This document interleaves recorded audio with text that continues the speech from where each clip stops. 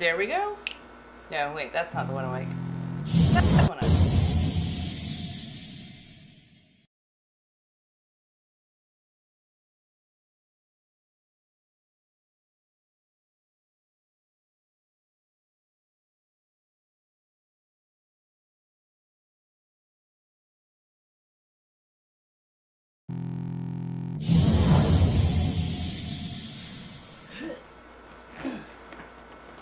Ah, shit. Forgot the cards. Give me half a second. And amazingly, I haven't broken my toe yet.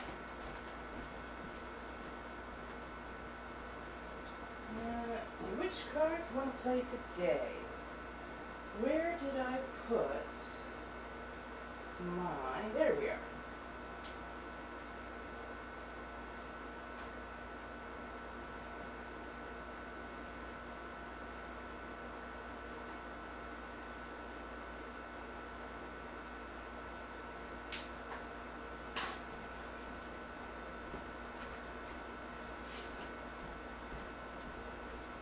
Okay. Hello, darlings.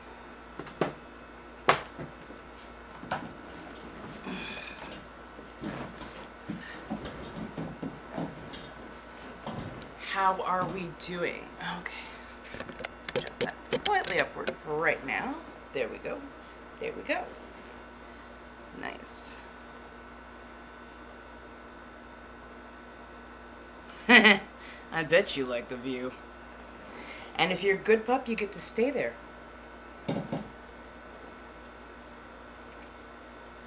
Exactly.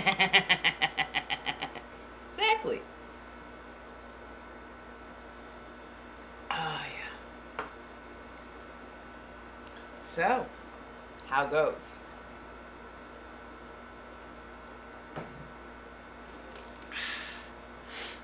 Don't mind me as I shuffle the cards. You know how it goes.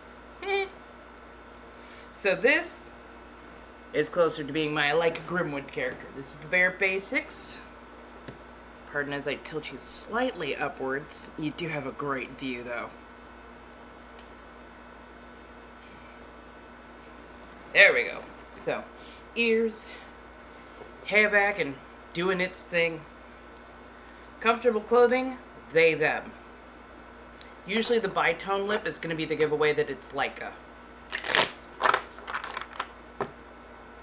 Thank you so much for the likes, the loves, the shares, the gifting, the everything. As always, I will be reading cards live, so if you need your cards read, I've got my Klimt and I've got my Shadowscape, and I'm definitely liking the Klimt cards. They're coming along nicely. Hey, Many Facets of Bassets, how you doing, my dear?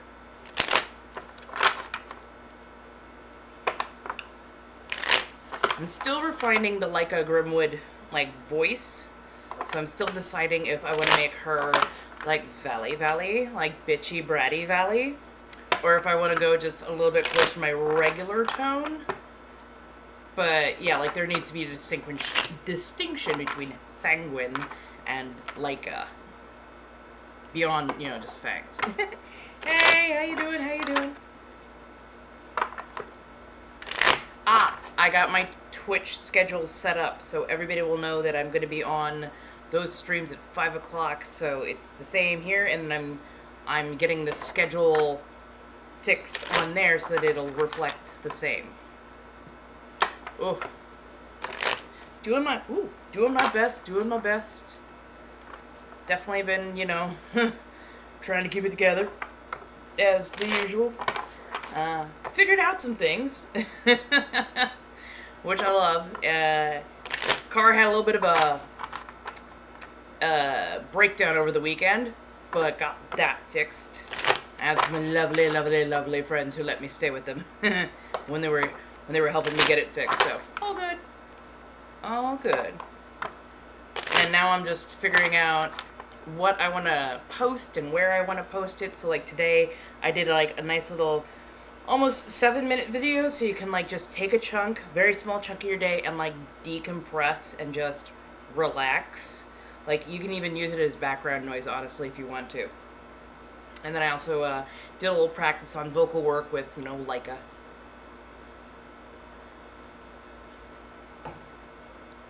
Right. I know post me, but like, I want to show some of my creativity. I want to show some of the things that really drive me, my passions, that kind of thing. I also do work spicy, so like I want to have stuff that isn't always not safe for work. I want to have some stuff that is safe for work, but still shows off some of those lovely talents that I have.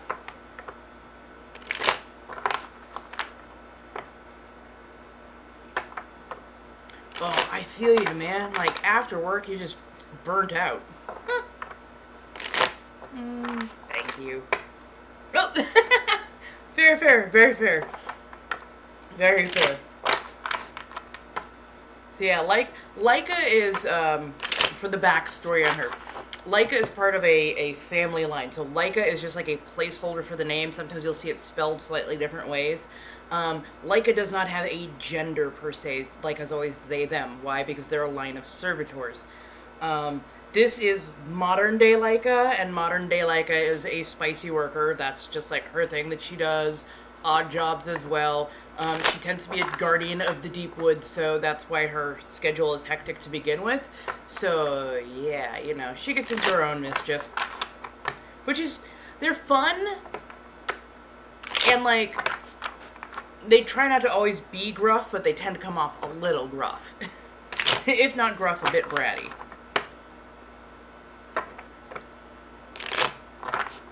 Right? Same. When I was, hey Sunny! When I was still working like a 9-to-5 corporate job and spending 3 hours on the freeways every day, like, I wanted to come home and like make press-on nails or work on art.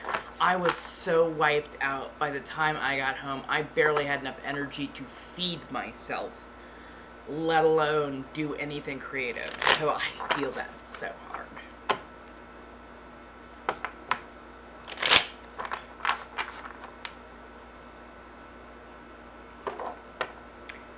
Hello. Don't mind me as I mix. So, yes, if you are a subscriber, you will get a free card read each month. Feel free to ask whenever you need. If you need cards read, they're only $5 per, and just feel free to ask at any point in time. I also have a multi-stream going on here. The same goes for you. There's usually donation buttons or ways that you can find my tree of links, my blinks and Lio, as it were. Feel free to have that, and once you have paid, just let me know how many you paid for, and we can get that read for you. So it's only $5 per card. Most people tend to do like 2 to 3 cards, and that's usually pretty a relevant read for like the week and kind of what's going on, directions you should go. If you want a little bit more direction, I'd say like 5 to 9 cards. 10 cards is a Celtic cross, and that'll give you a lot of information, but you got to be ready to actually receive that information. And if you do, just blinks and Lio right there. And I only ever do like personal readings live, so that you know it's me reading you, and so that you know that you're not getting catfished or railroaded or whatever you want to call it.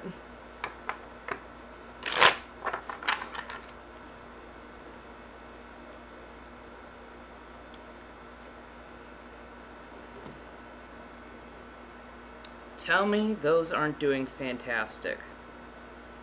So for those who cannot see, those are just my natural nails. I've been trying my best to take really good care of them. I don't know where I put my pen though. So I had to really, oh, let me go fetch it.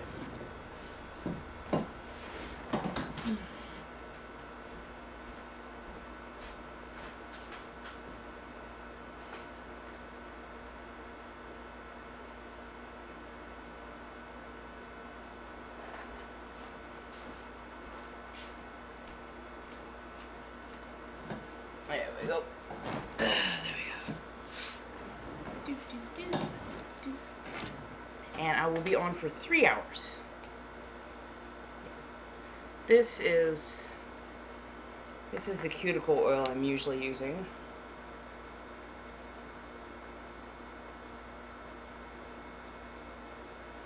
And to just do. I usually do like 3 clicks.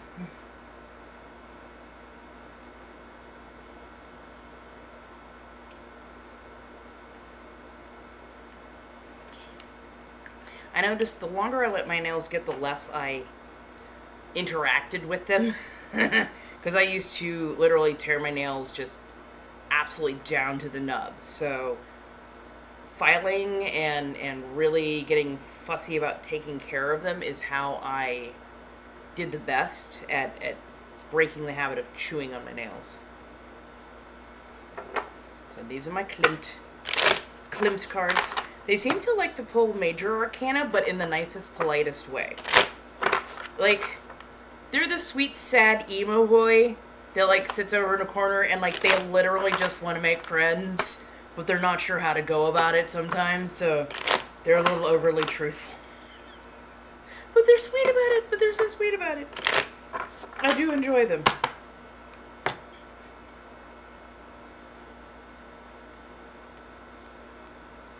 Ooh, I think somebody's comments might have gotten filtered because I got that little, some comments in the lives were filtered to protect the community experience. There are days I wonder. What's the comment? Who was it?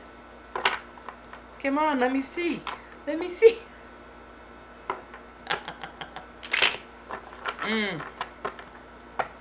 So what's everybody's week shaping up to be? Because I know, like, Tuesdays are just... They're Tuesdays. They're not Mondays. That's all I gotta say. They're not Mondays.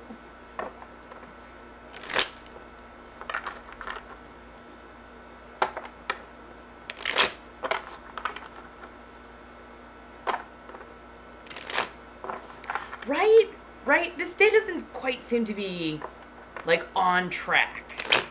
Honestly, this whole fucking last couple of years doesn't seem to be on track. But, like, today is just, like... like... What's going on, man?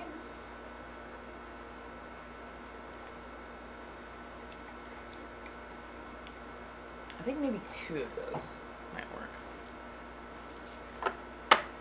Oh, that's right. Move the Klimt. I also do have my pendant with me if we want to do like a little yes, no, and whatnot.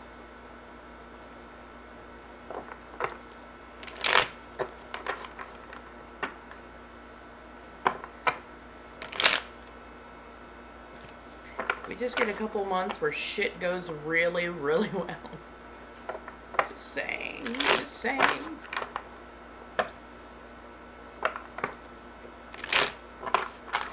This well enough so I can, like, replace my computer and, like, have some sort of, like, I know people don't use, like, radios as much, but do you know what I mean? Like, radios on the side, so, like, we can have, like, a little bit of ambient music. Just something nice, background. What's for dinner? Hopes and prayers? Thoughts and dreams?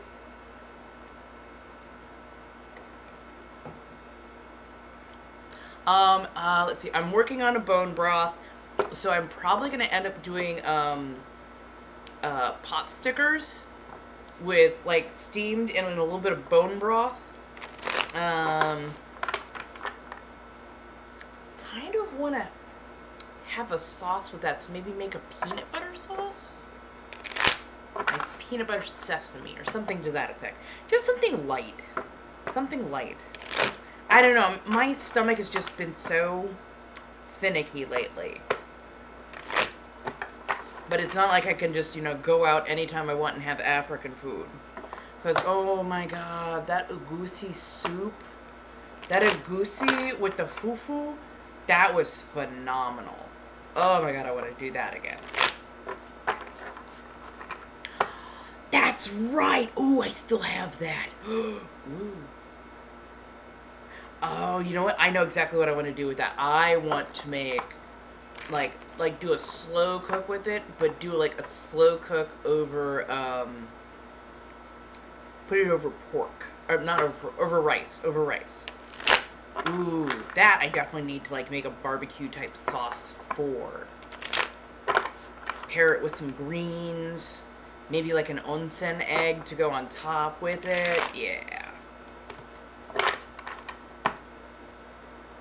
Right? That part.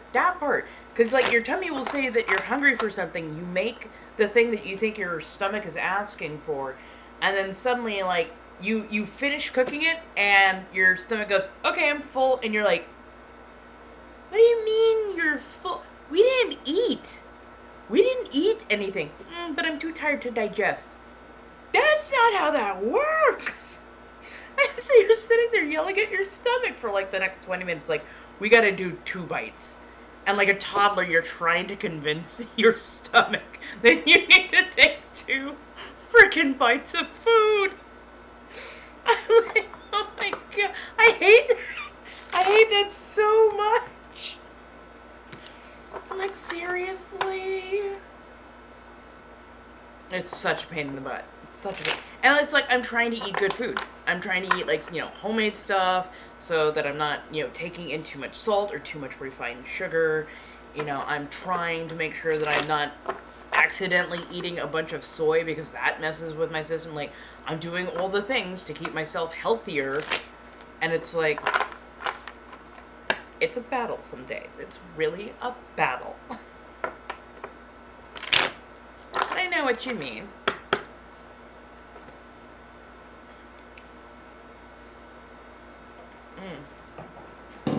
Have we seen the fit yet today?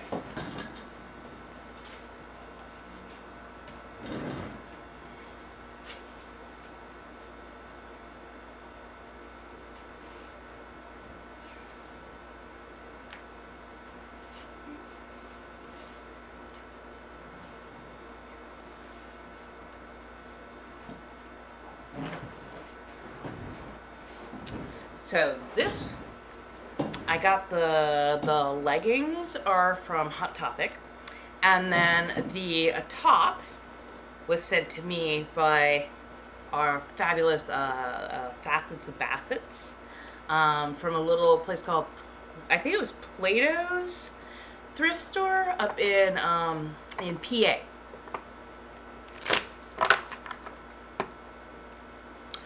Oh my god, okay, so if I had any choice of shoes, I would love to do like an elevated chunk heel booty. Like something that's about ankle level, that would be really cute. You're gonna need that like little side pull dangle though, cause you know, you wanna add that little bit of flash to it. I think I'd probably pair this not with my Baphomet bag, but with like my little spiked side shoulder bag that also turns into like a little thigh harness, which I've got such thick chunky thighs, they don't fit quite right. So there's that. If I'm going for like a little bit more of a relaxed look, go ahead and pair those with your regular type of Doc Martens. Roughly a 9-hole, go with your standard black laces. You don't want to look like a jackass because, yes, there are lace codes enforced in a lot of places. And if you wear the wrong lace, it gets ugly really quick. Now, let's see. We've done the fashionable modern. We've done, of course, the classic more punk.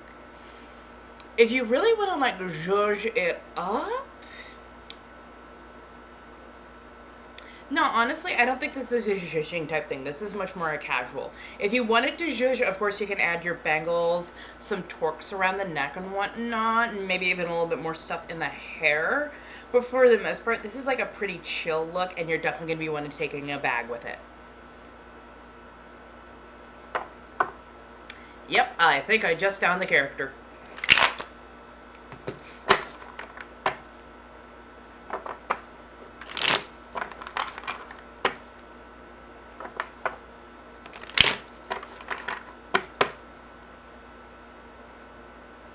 Yeah, you know what? Chain works.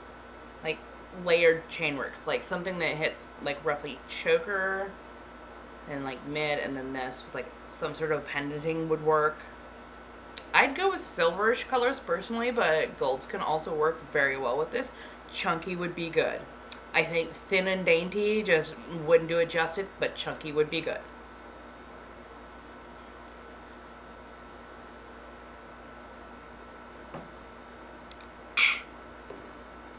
Hello, darlings. How you doing?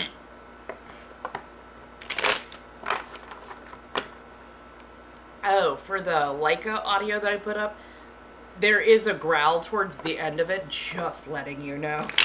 In case some of you have sensitive ears, or forgot and didn't put your earbuds in, I made sure not to put the growl at the beginning.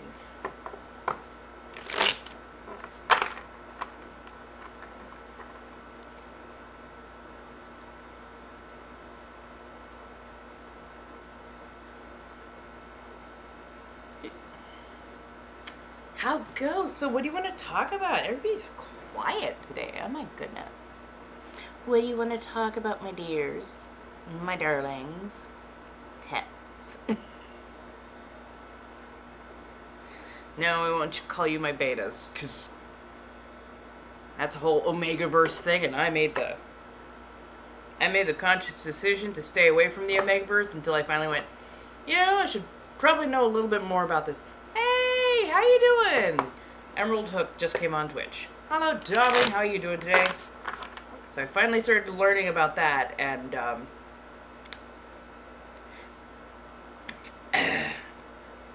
there are some books you can't unopen. I'm not mad at it, though.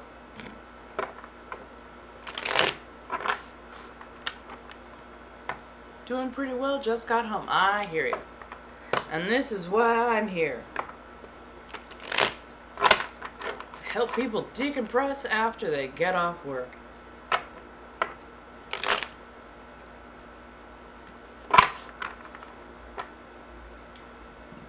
Oh, goodness gracious.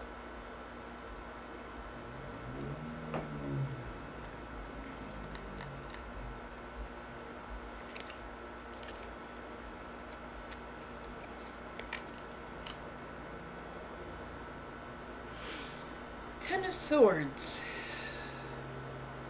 That tends to be a lot of strife and trouble, but you're coming out on the other side. It's often a painful lesson, but you've definitely learned something. Time to start anew.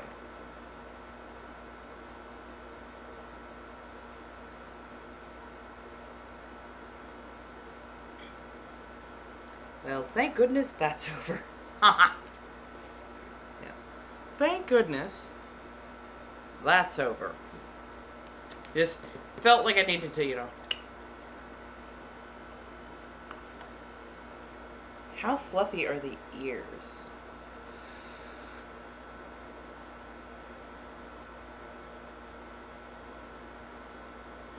They're like a good 7. Like, they're honestly, they're nicer. They're fluffier than I thought they were going to be. Because these are faux fur.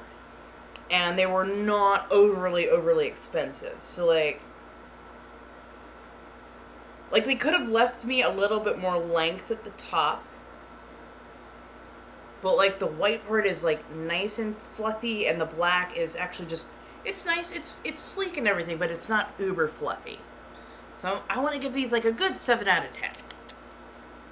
Because, trust me, I have felt some cheap pairs of ears, and they are, bleh. They're just absolute nightmare to touch. Hello, darlings. This is my more like a Grimwood look. They, them, gender pronouns, thank you very much. And I'm just sitting here shuffling cards. People do need cards read. They're like $5 a piece.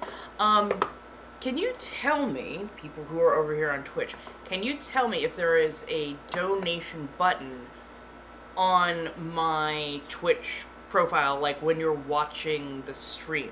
I just want to make sure that that got set up, because I've been having a little bit of trouble getting that to stick, so I don't know what I'm doing wrong, but I'm slowly going down the list.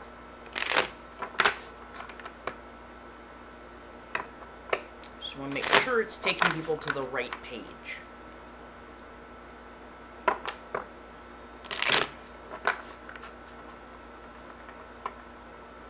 $87 degrees in here. Fuck. Ooh.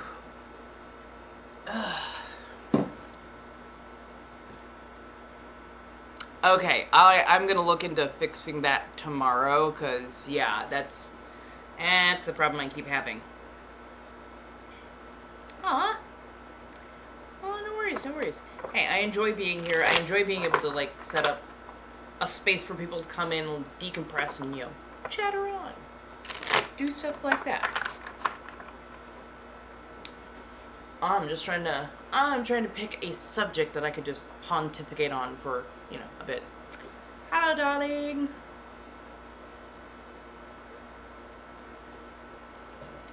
Okay.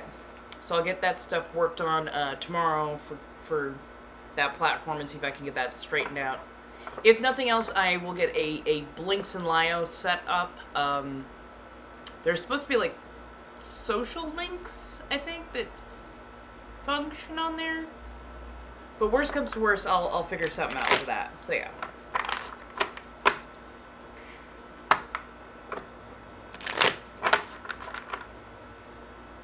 So what's on people's minds? What shall we talk about? Because that's the lovely thing about a salon is we get to sit and talk and conversate and whatnot.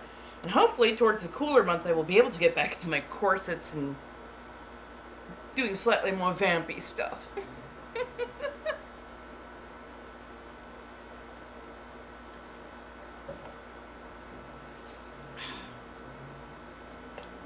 Goodness. What was the... Oh, that's right. I'm supposed to get those. I'll be right back, my darlings.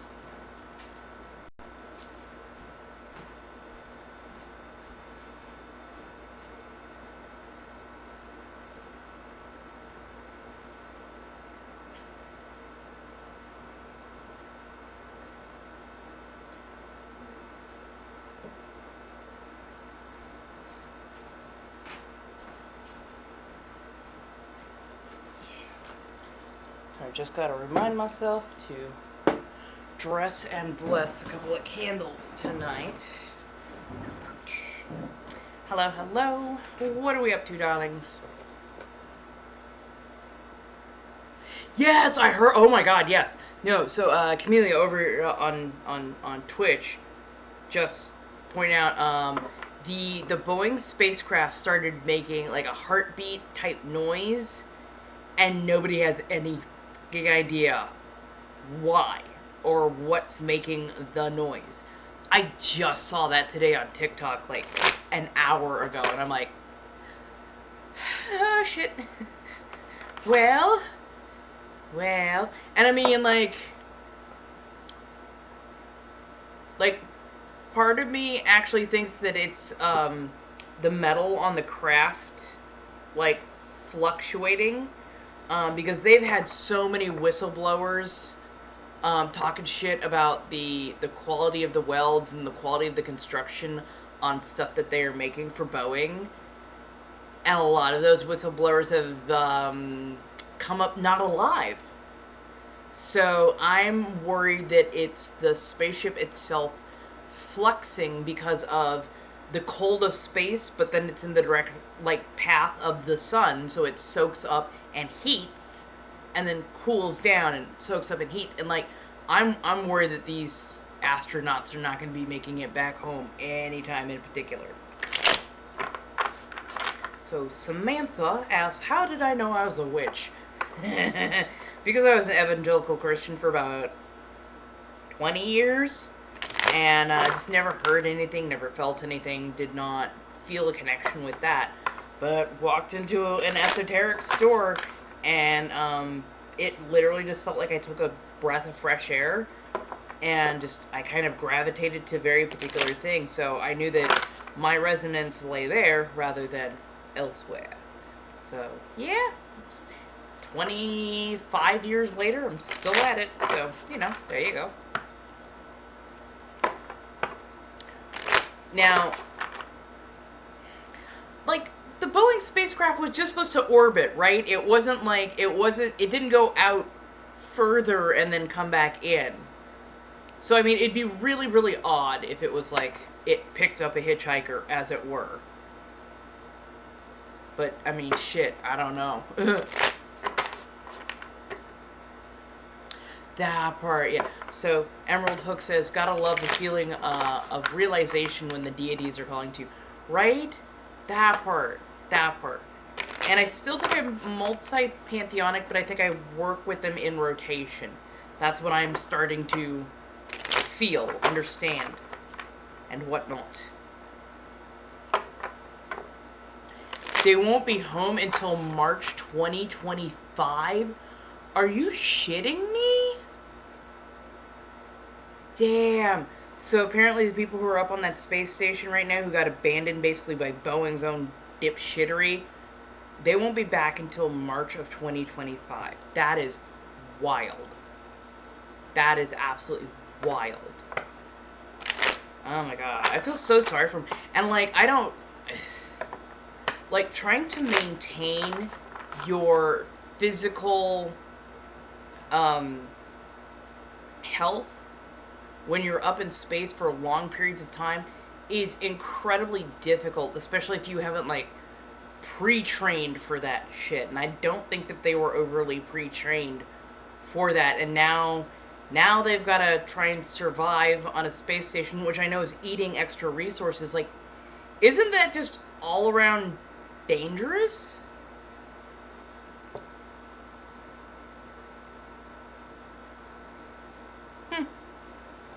Oh, thank you. We're well over 2,000. Thank you so much for all the likes, the loves, the share, and all that kind of stuff. I tried multiple times to start One Piece, and I could not do it. I had the same problem with Naruto. Wow, that was an old school flyback. So yeah, no, every time I listen to Naruto, especially in English, I want to punch him in the throat, but I can't stand him in original Japanese either. So, couldn't do it for that. And then with One Piece, I couldn't. Something about the artwork I don't love, and I think I sat through like the first 5 episodes, and frankly, I don't even remember them. That's how much I did not like them. I'm so sorry. Like, I celebrate those people who have gotten into it and wish to go through the full 1,000+, episodes. I go for it. Honestly, love it. Enjoy it. I get some of the references. I have a lot of friends who like it, so I pick it up by osmosis. It's just not mine. It's just not mine. Now, I have gotten, because I was, over the weekend I got stuck at my friend's house, I did get to watch a lot of Vox Machina. I got most of the way through 2nd season. And then, what was the other thing I was watching? I watched quite a few things. But yeah.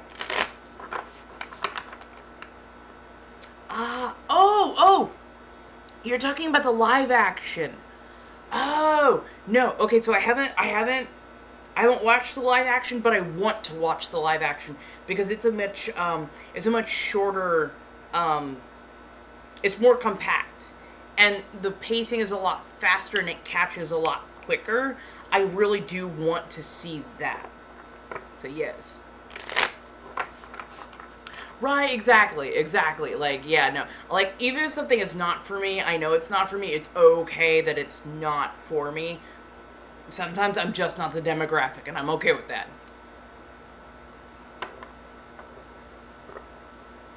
Yes! Vox Machina is so frickin' awesome, and it really does feel like a D&D group who's, going through a campaign with all of the ups, the downs, the funny quips and all that kind of stuff. And yes, I know it's based off of a tabletop gaming session with a particular group, but like they did it justice when they made it into, an animated series. So I appreciate that.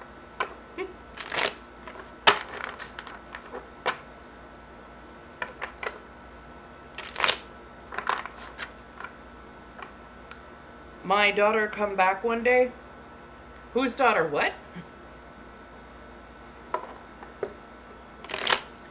Yes. Yes, Scalen is such a ham, but he's got a kind heart for the most part. Yeah. And I like Keelik, but oh my goodness, that girl needs like so much more like confidence in herself. Like, she needs to recognize where she is actually done some pretty epic shit. Um, Vex and Vax are an awesome, like, brother-sister combo. And, like, for once, I think they did brother-sister combo in the right way, because sometimes when they do a brother-sister combo, you're like, no, this is not anime, make it stop. But no, like, you can tell that they care for each other because of the trauma that they've been through. And that, like, especially his need for closeness is because he is so terrified of losing the last thing that matters in his world. And, like, that's his sister and their bond, because they've been through so much together. I'm like, damn, you did this really, really good. I also love, oh no! It's not Gronk.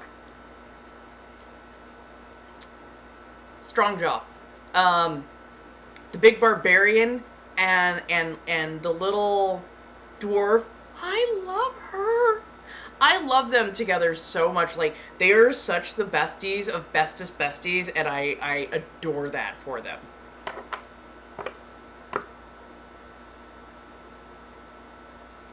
Oh, your daughter. Well, is she still living, or did she pass over? Sorry, I'm looking for more detail just so I have a better starting point. Grog and Pike, thank you so much. I knew that I had the name wrong, but yes.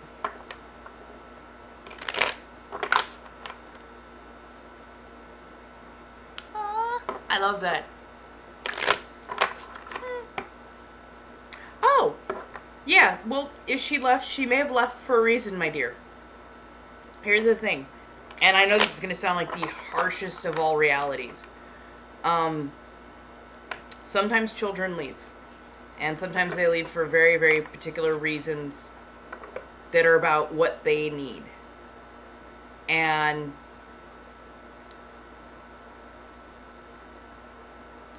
you can't control what they do once they're an adult. So you may feel like they have left for the wrong reason, but I would highly suggest if they cut ties that you see that as their final answer for what they wanted and what they needed in this life. Hello, darling alarm. How do you do?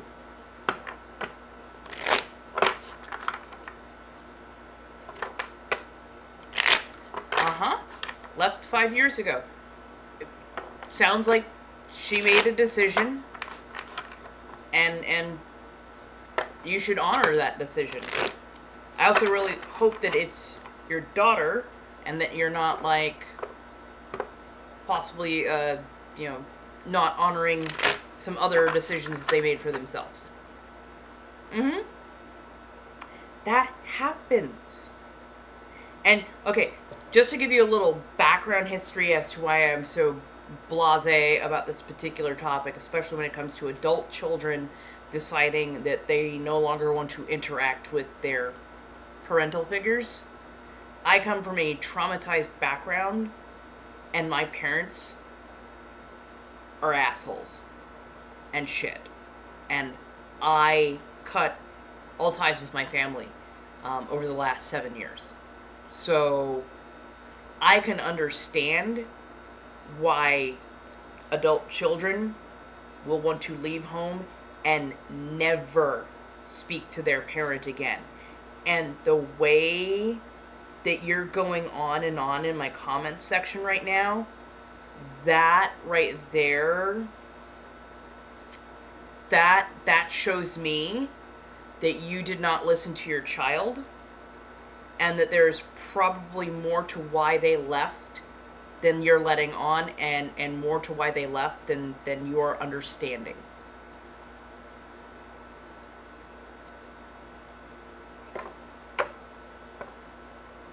Don't worry, everybody could talk. It's not serious. I have to use the monotone voice, because if not, it comes off sharp. Sorry, I have to explain because I'm doing a multi-stream. I don't care if you gave option, and I don't care if you gave your opinion. When it comes to your adult child seems like they have made a decision as to whether or not they wish to interact with you. And if it's been 5 years, that's probably a pretty solid answer right there.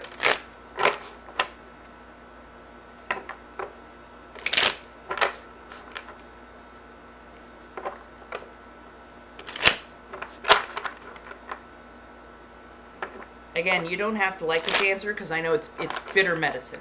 It's not something that most parents want to hear. But yeah, like, it is what it is, and you're gonna have to respect your grown-ass, adult-ass child's decision to not interact and speak with you. Because guess what? Trying to force it makes it so much worse, and makes it so they really do not ever want to talk to you again, unfortunately.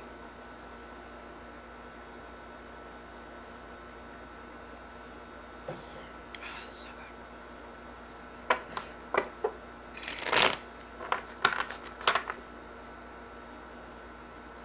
good. Ta-da! Free therapy. Pardon, glib. What else? The Legend of Vox Machina. Why do I keep wanting to call the blonde-haired guy Percy? That's his name, right? Or have I just made that up in my own head? I do not know why I cannot seem to remember people's names. I am so bad with names. I hate it. Because I can see them in my mind. I can see exactly what they look like. I can describe the clothing and everything. Just... love of goodness, I can never seem to remember somebody's name. No. I knew Shopkeeper was Gilmore because I remember, like, Gilmore Girls. Yeah. No, I'm talking the blonde in the party with the pepper box. The black powder analog to a pew-pew. Old school, but like the handheld. Handheld 6-shot. Has a long-ass name and a whole lot of diplomacy that he apparently absolutely flubbed at the city gates for the beginning of, what was it? Like, it was the second or third, yeah, I think it was like the second episode of Vox Machina Season 2. White hair. I'm sorry. I always thought that, like, they just gave him, like, the blondest of blonde hair, you know what I mean? Like, toe-headed, like, platinum blonde. Didn't realize it was, like, white. Ah! Thank you so much, Nis. Thank you. Oh, that's actually so sweet of you. Thank you, my darling. How are you doing today? My goodness, going to town with the finger hearts. Thank you, my dear.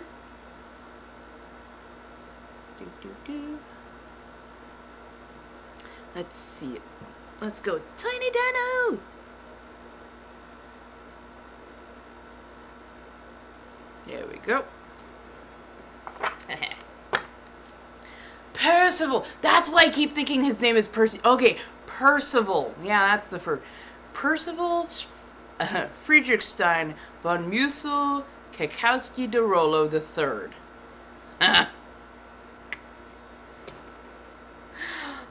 I love his character. I adore his character. Hey! I know, right? Ah, not bad. How are you doing, my dear? Nis over on this side, in the middle of maniacally rearranging my apartment. Hope it's not too warm. Oh, it is currently 86 degrees inside.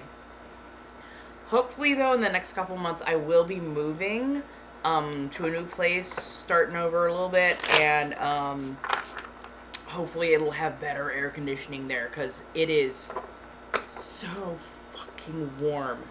Just so uncomfortably fucking warm. But yeah.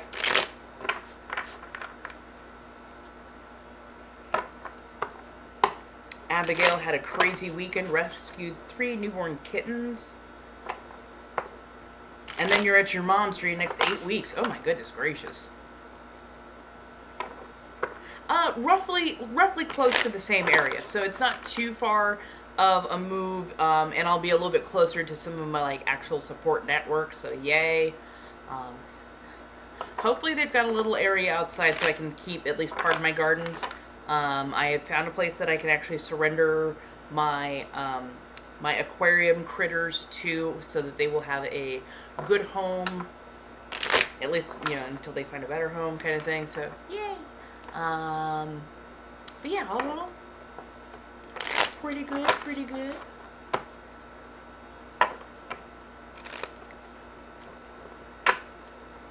Oh, thank you so much for the tiny dinos.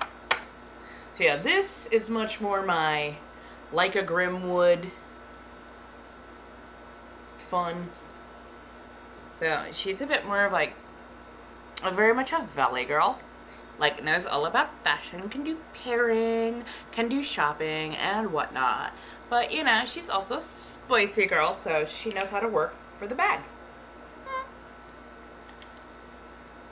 Oh, I think I'm gonna make another coffee.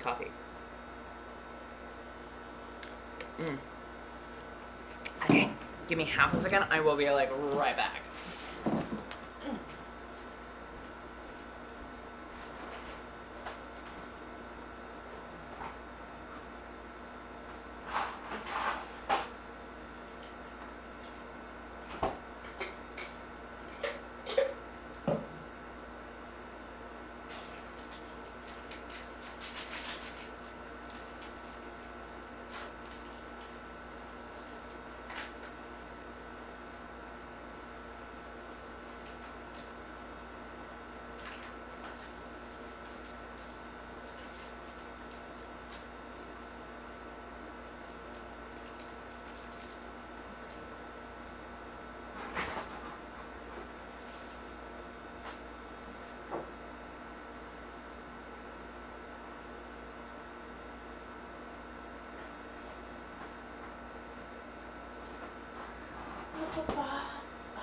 Where did I put the...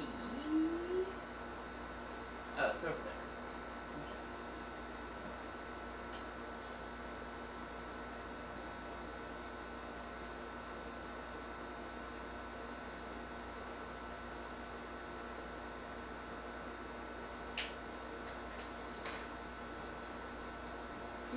Do.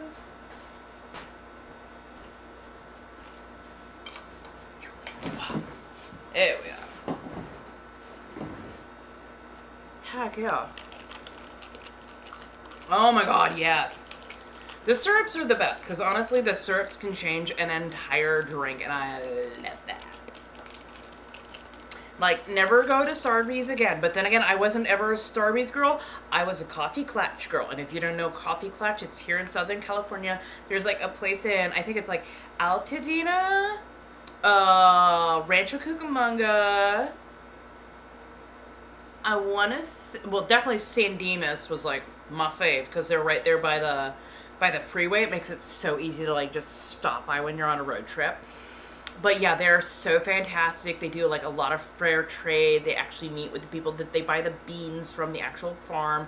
So it's like a lot, like way more ethical. They actually very much support their baristas, and the baristas can be pretty much whoever they want. And I absolutely adore them.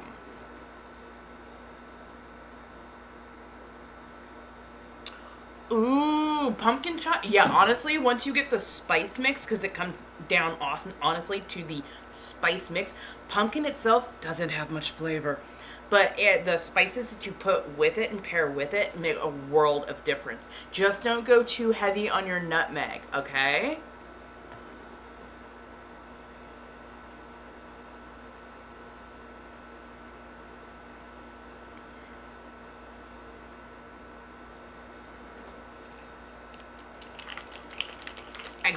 Exactly. And see, this is how we help you. That's how you like start a community and grow the community, is you share some knowledge. Because honestly, even though I know how to make a lot of different things, I'm gonna go to the expert for it when I want it done right. And those times I want it done right. So yeah, go to the expert. I might know how to make it, but like, I don't have the time to pound my own fufu, which sounds more like a euphemism. But yeah, like, if I want good agusi soup, I go to where I know I can, like, get good agusi soup that they make. So.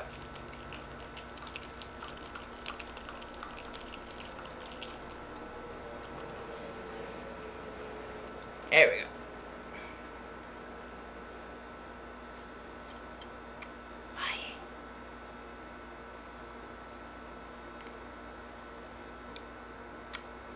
Oh yeah, so good.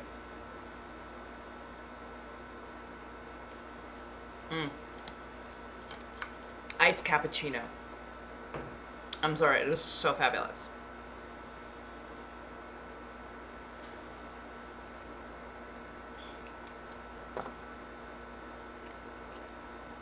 So, how's everybody? What are we up to?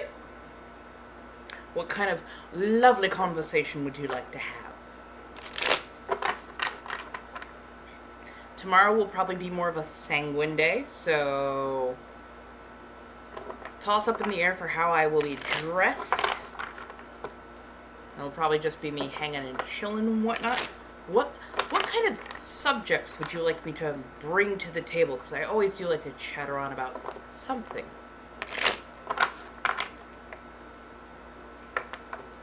Sorry, I do this as a fidget.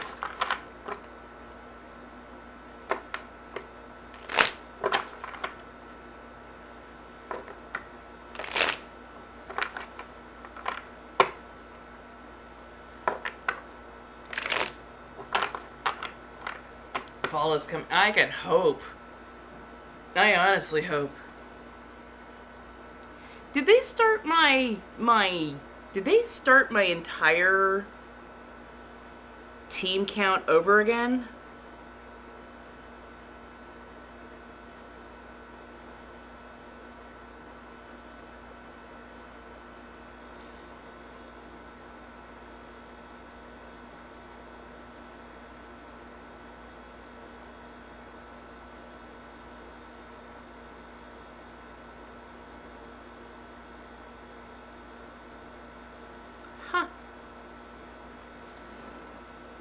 So let's see, fall is coming, which means we're gonna.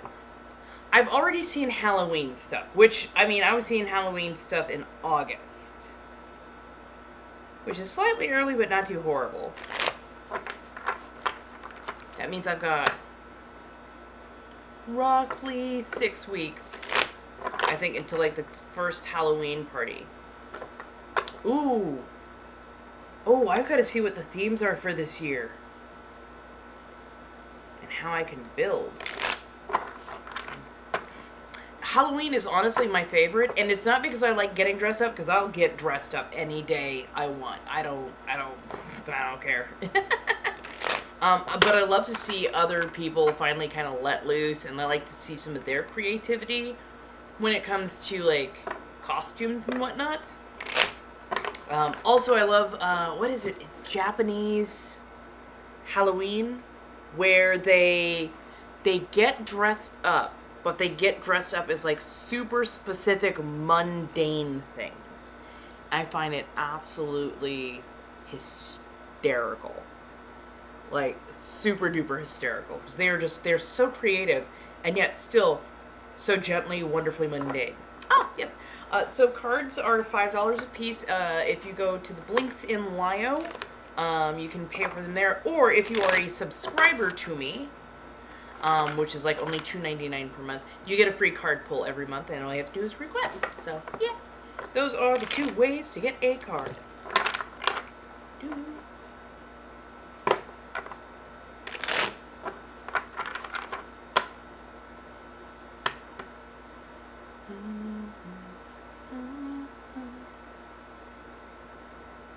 Oh, that's right. Sorry, I've had a moment of, oh wait, multi-stream cannot see each other. That's right. I had a moment. Yes, I'm over on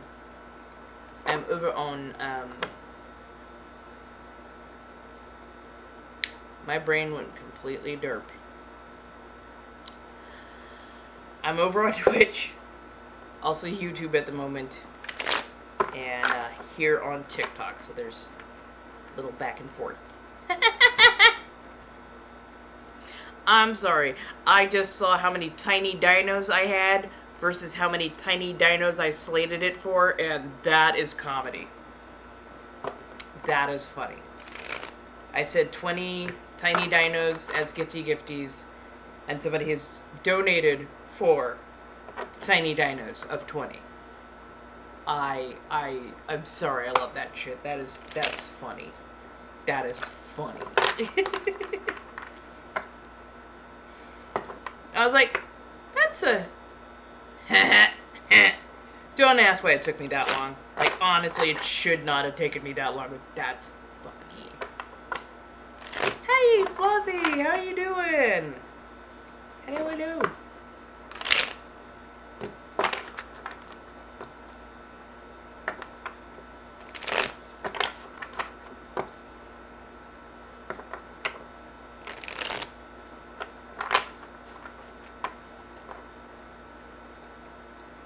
Oh, so warm. Pardon my darlings. So warm.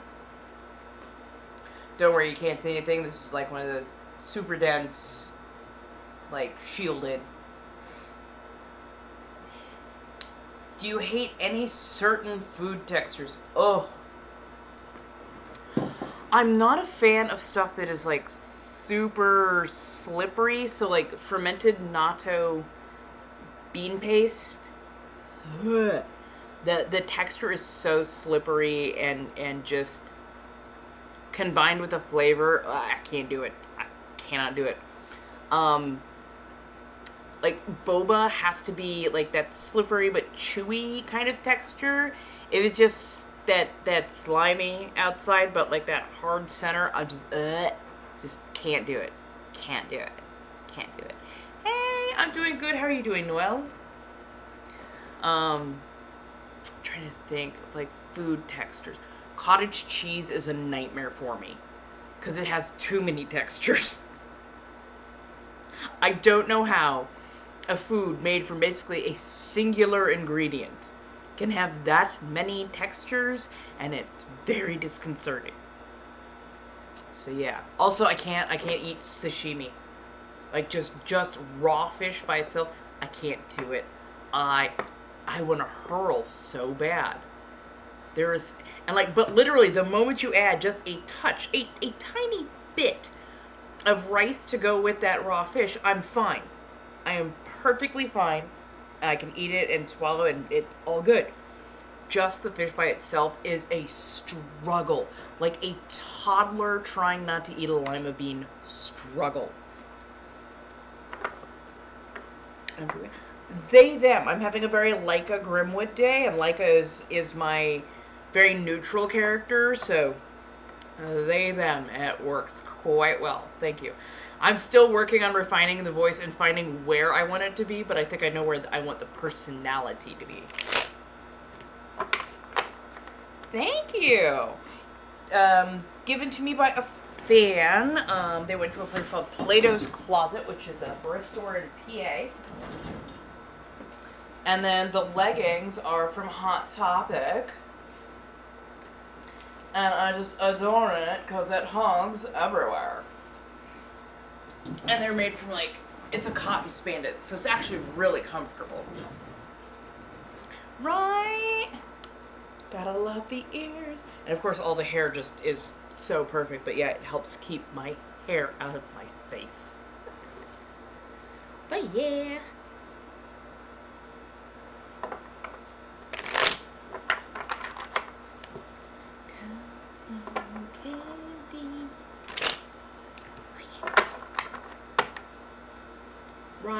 Right. Oh my goodness gracious. I'm trying to figure out what I want to do tomorrow. I know I've got like a couple errands that I have to run. I just have to keep reminding myself of what those errands are. And if I was halfway smart, I'd just write it down. Right? right. They're comfortable. They actually hug around the areas that I wanted to, but they're not like wedged into the wrong areas. Because, yeah, there are times that you're like, I wanted to hug, and they're like, let's hug there. And you're like, I'd like to be able to sit down and be able to trust that this tensile strength of my seam line is going to be well supported. As it is, it feels like I'm wearing a tea back, and that's not a good thing. So it looks like, yeah, we've narrowed the search, as it were, and that hopefully we'll be able to be moving within like the next 2 months. I only have a bit of back. I mean, I do have a nice backside when I like bend over; it rounds itself out. But standing, it still can't seem to understand what it wants to do as an ass. This is me. This is me not being able to take a compliment. Gotta love it. So let's see. Tomorrow is Runt, and then.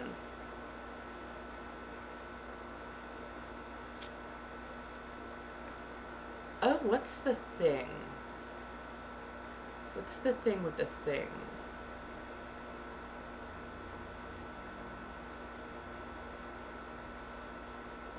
I had it in the forefront. Washer tabs.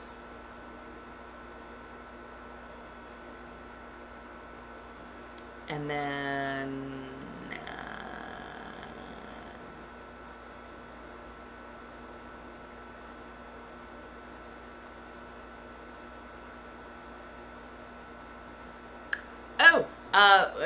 may have found a new place. They have to get a few things cleared up. Oh, thank you. Yeah, I really love these. These were a gift from a fan. They got them on Throne for me, and it came to me. There's also a corresponding tail that goes with it, and they're cute. I really do like them. So washer tabs, rent. There was something else that I was supposed to be doing. It was some sort of needed to happen.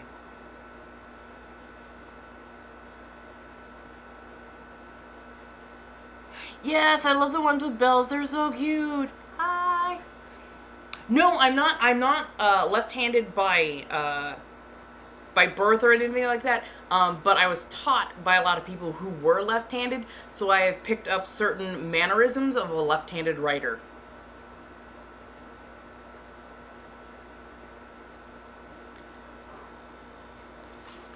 I'm just saying. I'm just saying. But yeah, hopefully the new place will have a nice small area that I can put my garden, or at least a good amount of my garden. And then hopefully it's just,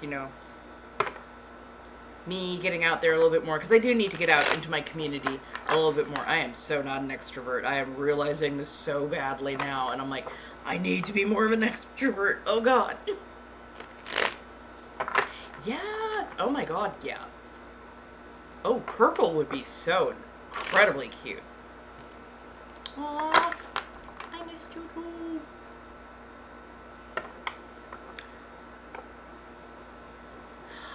I love like the really cutesy ears, the ones that have been all dolled up and everything. I'm like, I sort of want to do these, but I want another set that I can like doll up and then keep my originals as, the plain stuff, so it's really easy to do, like Luna and Leica and some of the other stuff. But like, I would love to have like a fancy fun pair, just so every now and again I could like break out something that was like cute, like classic Lolita kind of stuff, and like a cute outfit to kind of go with, so I'd have like just a special jingle day, because I'm not big for like the headbands, but like you give me a pair of cat ears and like a cute like little bell choker and like some fingerless gloves. Yes, I know. Cringe as hard as you want. I am like a fluffy, happy ass camper at that point. That when they came out with the ears, the one that had the sensor right here at the temple, and they would like twist and flex depending on your reaction to stuff. Oh my, I loved those things so goddamn much. So, yes! Yeah, I don't see those anymore. I want them so bad again. I had a pair, and then I ended up getting faux fur and my own personal hair twisted up in the servos and could not get them cleared. And so they couldn't turn anymore. I wept because I loved those so much. And oh my God, you could tell how ADHD I was. Because they were like, do, do, do, do, do, do, do, do. Bam! Hey Rooster, how you doing? I freaking loved those things. I loved those things so freaking much. I think they now have like a tail version as well. And I would so wear the entire getup in like a cosplay and be like the dorkiest, happiest fucking camper ever. I'm doing pretty good. Trying out my Leica. This is definitely more of a Leica look. I found more of the personality. Now I'm kind of working on slowly adjusting the voice. The voice is what takes the longest.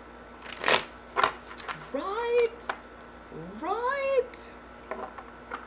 I would just, oh my God, I would just at that point, I would definitely need a Wrangler. Because I would let myself just go full fucking feral, just up and down the halls. Up and down the damn halls. Right. I'm like, look. Usually, I like being in charge. You give me mobile ear and tails that move according to my emotions or the way my feels are going on. Oh my God, yes. Just, you want to talk about smooth brain, no thought, orange cat? Yeah, that would be me. I know it. Right. Oh my God, yes. Because that's just a funny frickin' joke waiting to happen. Like, that needs to happen. Yes. I need that. I need ears and tails that move. Because that would be just so funny. Put like a little bell on it, a little bow on it. Oh. Yeah, no, I think that would be just pure comedy. I would practically pee myself laughing at just how dumb that just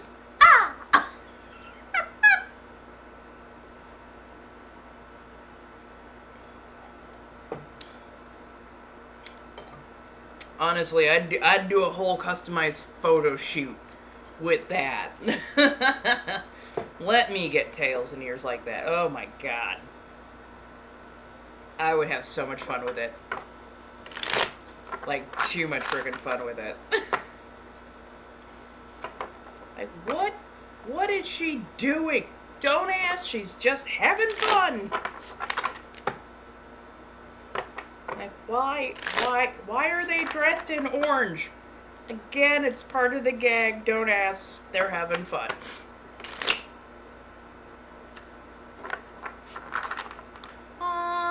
Have fun, my darling. I'll be back on, actually Monday through Fridays, 5 to 8, each and every day. I will be reading cards and doing all the things. I'll be multi-streaming and whatnot. But yes, I will be here on a slightly more regular basis. This way, people will be able to find me a little bit easier. Feel free to, share me with friends and other people who you think might like the vibe.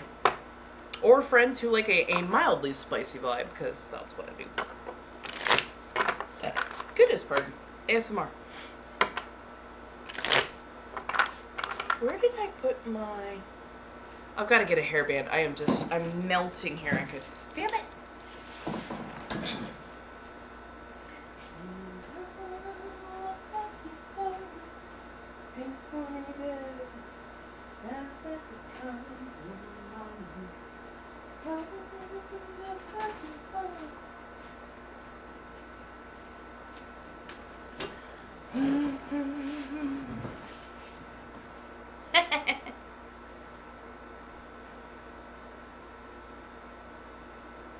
The ears will be going back on. I just want the hair up.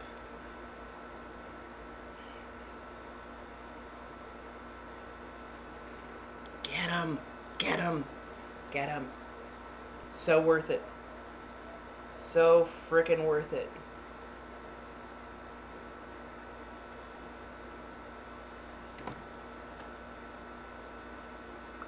Really? Because I do have the paw socks. I've got the, you know, the knee-high socks that have the little paw toes on them. I love them. I do. I can't fit them comfortably inside shoes because they are raised little toe beans, but they are super cute. I have trouble finding the ones that are like the paws on for the hands, but like finding the ear tail combos, those are super easy to find if you know where to look. But then again, I went to Throne, and you know, like on Throne, small creators and whatnot, they can like set up wish lists, and then they're like subscribers and fans and whatnot can go there, and like sometimes they crowdfund stuff, sometimes they like you know, like pay bills, or you know, get like different materials for cosplays and streaming and that kind of stuff. So yeah, like there are definitely ways to go about it. And that's where I got mine, because somebody really did want to see me do some Luna cosplays, which I think I want to do another photo shoot soon. I just got some new clothing ordered. I did a very, very tiny order from Shein. And I've got like 3 pieces coming in, a couple of skirts and a couple of dresses. So, because I really needed something new. I was just looking at my wardrobe as it is, and I'm like, I don't want to wear any of this. I'm like, buy a little bit new clothing. And I think it's because I'm becoming much more comfortable with myself that I'm just like, all of this clothing that I'm looking at in my closet currently is kind of frumpy. It covers everything, and it doesn't have a lot of personality. And I think I'm kind of tired of hiding, as it were, so yeah.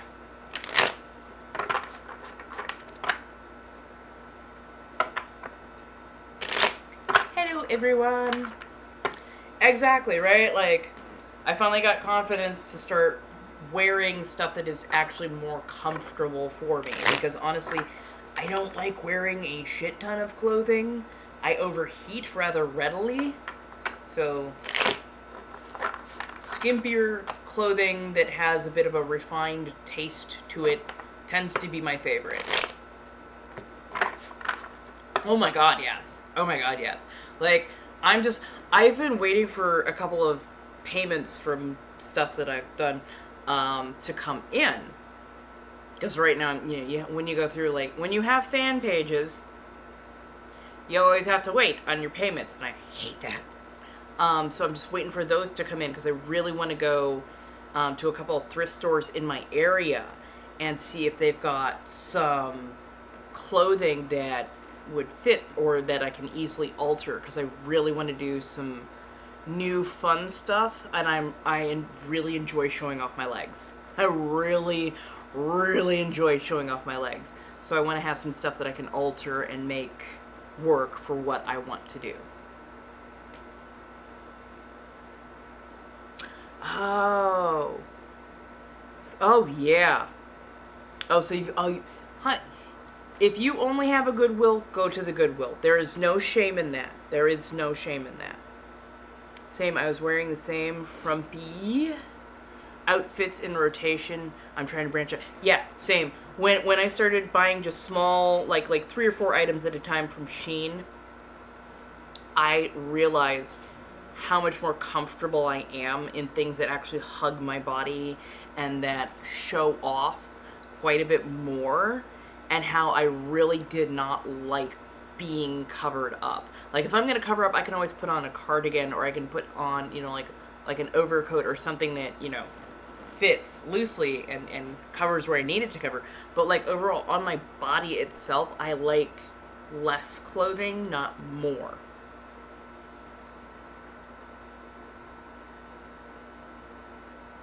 Hey, Honestly, most people have like 3 looks, especially if you do spicy work of any variety.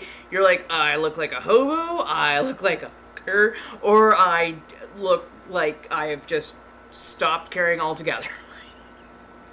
You're like, it's clothing. And I go from looking like, sultry 1940s-esque vamp to a Wisconsin soccer mom. Okay, everybody, go ahead. Get in the minivan. We're going to go down. We're going to get a pizza. And we're going to grab some soda. And then we're going to go home and have a good old time of it. Like, I swear to God, I'm like, what is with the mom jeans? What is going on here? Oh, yeah. I love some... we've got Out of the Closet, which is a fantastic little thrift store that I adore and support heavily because they support the LGBTQ community. Like, we love them here. So far, my other pages, it's been very slow. Like, engagement has been super slow. And I realize that, yeah, my audience, as it were, is a little bit different than my audience here, but, like, I don't know. I don't know if I'm doing... I won't say I'm doing something wrong. I just don't think I'm getting my point across quite correctly, and I'm still adjusting a bit more, so I'm trying not to be too hard on myself. But, like, I gotta figure it out. Sandra Bullock, oh, for fuck's sake. Yeah. Sandra Bullock, wonderful example of the pretty brunette main character for a lot of rom-coms in the late 90s, early 1000s-ish, especially alongside Ryan Reynolds for The Proposal and Miss Congeniality 1 and 2. Like, those are the top 3 that come to mind. Yeah. The one with Betty White singing, "To the windows, to the walls, to the sweat drops down my balls." When Betty White sang that song, I was fucking cackling. I was snorting so hard. People thought I was having a whole ass bronchial asthma issue in the middle of the theater. And I'm like, you do not understand. If you have not watched Golden Girls and seen her as Rose Nyland for decades, to hear this woman sing Little John, Skeet, Skeet, Skeet,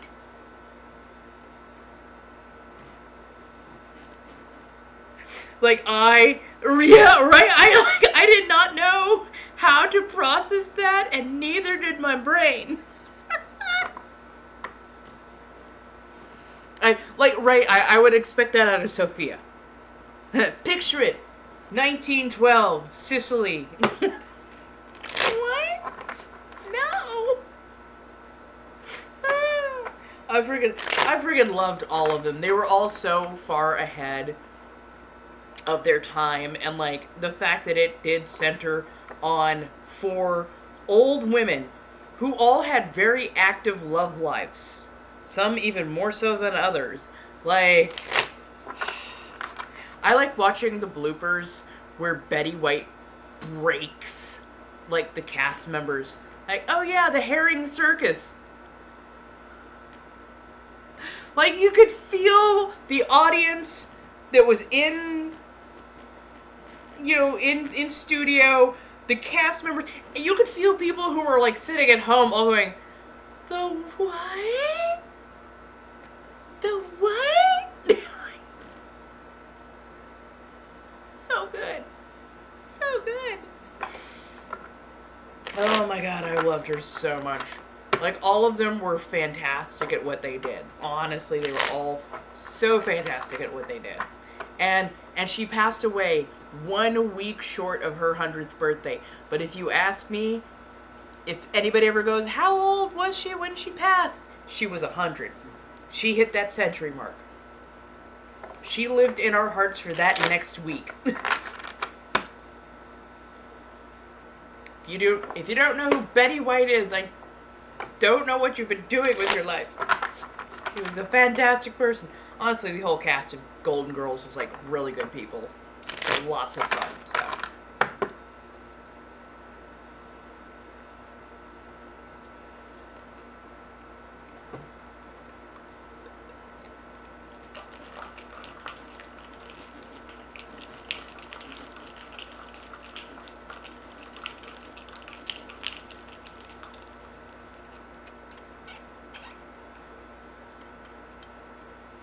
Oh, yeah.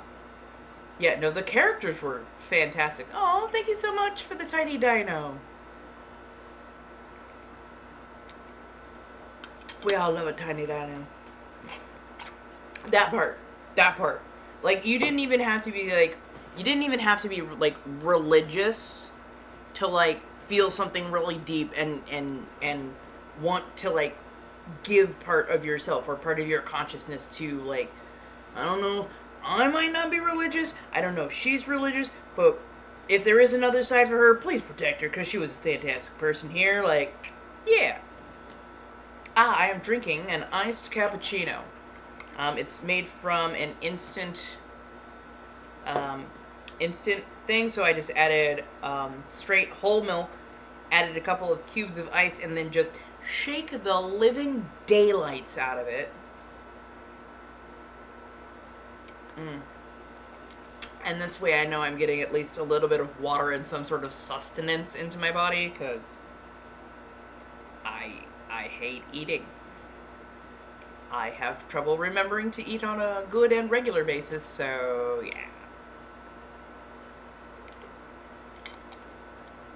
And it's not that I hate food, I just, after you get done cooking, sometimes you just are too hot to eat because it's summer in California. Yeah.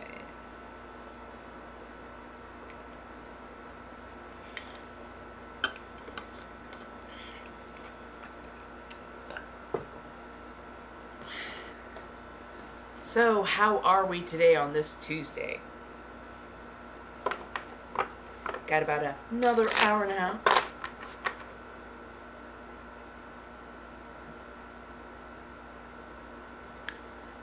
Go, do some gardening, come on back, sit, chill, you know how it goes, because don't we all like having a little conversation after we've had a bit of a garden tour?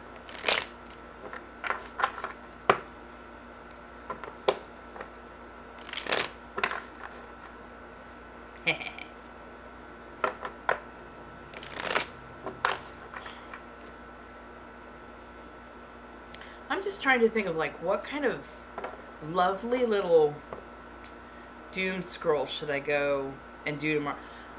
Or do y'all want to, like, talk witchcraft tomorrow night? And I could do, like, a little extra research, because I am planning on blessing a couple of candles. We could talk all kinds of witchy stuff. Because, you know, we like talking Zodiac occasionally and doing the thing. Thank you for all the likes and the loves and everything. How much what? To talk witchcraft? Or how much gardening should you do? Oh, I'm sorry. $5 per card. And then you can, like, you can buy anywhere from 1 card to, like, 10 cards. So, just let me know. Yup. And then, yeah, you just go to the Blinks in Lio, pay $5 per card. If you use, like, the ash caps or the Ven, those tend to pop up the quickest. And, yeah, just let me know. Oh, no, I hear you. I hear you. That's why I'm always saying, I totally understand. I understand.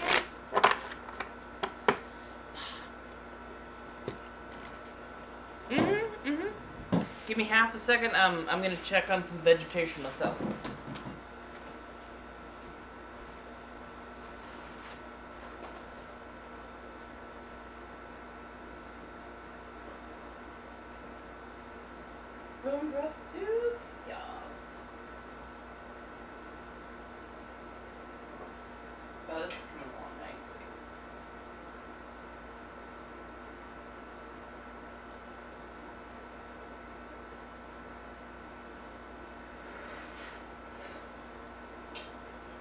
Oh, that's good. Oh, that's real good.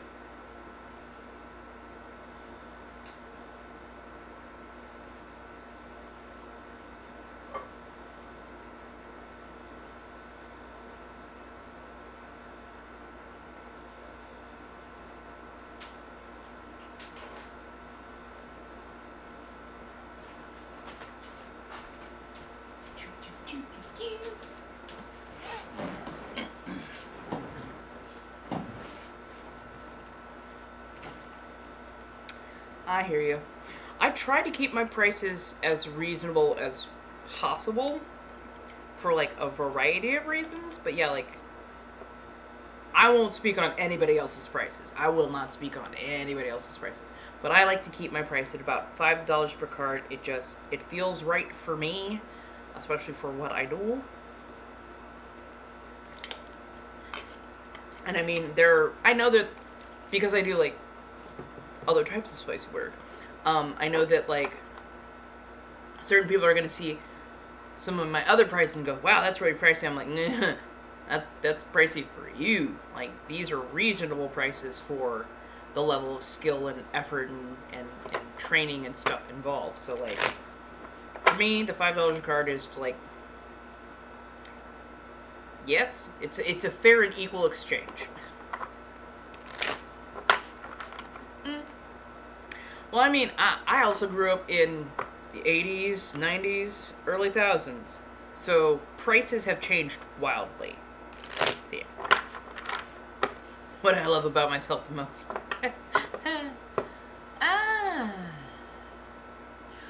When I am given the right environment and when I am given the right tools, I am actually incredibly productive and successful in helping people realize who they are.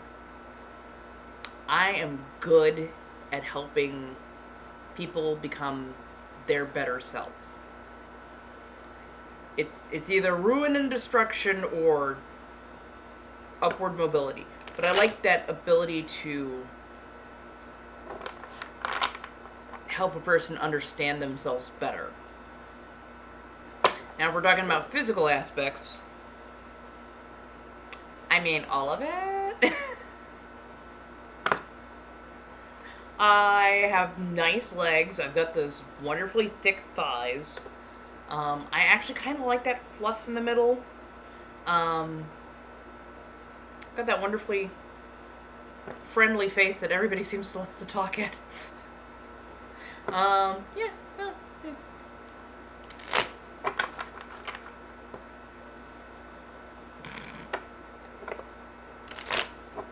I hope so. I like being able to help people figure out who they are, because honestly I didn't know who I was for the longest time. I'm still going through that process and everything, but like, you know, decades ago, I thought that you could only be gay or you could only be straight. Like, it was either or. It was a choice, but it was an either or. I was a kid, I did not know better, and I'm just like, I felt so out of sorts, because I'm just like, but I like them all. That one's pretty. But I think that Eddie Izzard is where I was like, I am truly confused, but I really, really, really like him, her, them. This person is hot. And then it was like, yeah, when I found out about the LGBTQI plus community, I'm like, oh, and the healing began.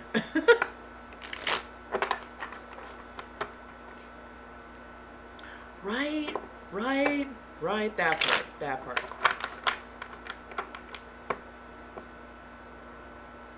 Right. The constant and eternal struggle. Do I want to be her or do I want to be in her?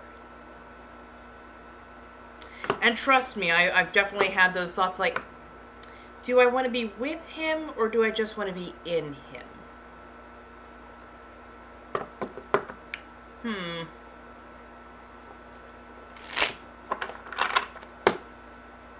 That and oh my goodness, the amount of times, because I'm pansexual, the amount of times I'm going, I'm such a bad pansexual. I've only been looking at very, male presenting people, and then like somebody ambiguous will just wander by, and you're like, oh, there it is, there it is, there it is. Oh yeah, yep, nope, I'm good, I'm still pan.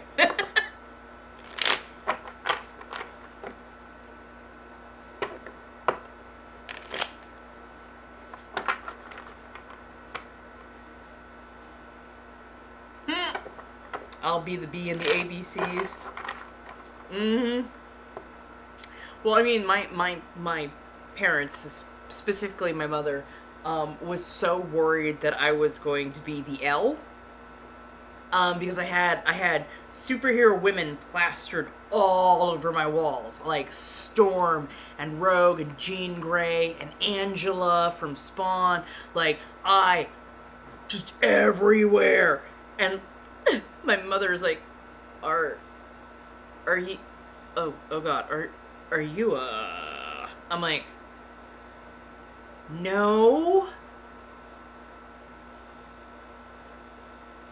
No, because I want to do bad things with Logan. Like, I would, yeah, no, I couldn't show my face in church after those. Yeah, no, yeah, no, yeah, no. But no, I'm not. Years later, that's when I was like, oh, oh, all these things that I did not know I had options for. But like when I finally understood that there was more to society than the very, very narrow view that I was given, I was like, oh, this is far more interesting. This makes more sense. Like, holy shit. But yeah, like sometimes I feel like I was so late out of the gate. At the same point in time, I should have known. But you can't know until you know better, and some of that takes a bit of healing to understand. So it is what it is. Hello, my darlings. Do feel free to ask if you have any questions. Was it Labor Day weekend this last weekend? Or did I have just like a complete hallucination and oh, okay. That explains some stuff. That explains a little stuff. Oh my goodness. I was like, what is going on? Like, traffic was just odd on a couple of occasions. Something felt off. Okay, it was a holiday weekend. That explains a few things, but yes. Oh. Gotta love Wendy's. Honestly, like, Wendy's has a couple of good menu items, but, like, sometimes their attitude just sucks. Like, they almost seem, like, and, like, I get that, like, fast food jobs are fucking hard, okay? I know that I couldn't handle them because I can't handle the public like that. Like, I understand fast food jobs are fucking hard. But there are times that I swear to God, if they could, like, baseball pitch a Frosty at your head, they would. And, like, the only thing stopping them is, like, I need this job for, like, one more day. That is the only thing that's stopping them. It's like, what the fuck? Right? The chili goes hard, and so do those fucking Frosties. And you're like, and those the Baconators, the fucking Baconators. I'm like, if it wasn't for like those 3 menu items, I would never show up in their driveways because I have gotten just the most god-awful service pretty much every single time. And it's like, I respect that you have a hard job, and I know that people are probably shit to you all day, but can you please express your hatred for my existence just a little less? That's all I'm asking. Yeah, that part, you're like, You sit there for like 15, 20 minutes. You're the only car in the drive-thru, and they don't even come to the window. And they're clearly like 3 or 4 people working inside. It's like,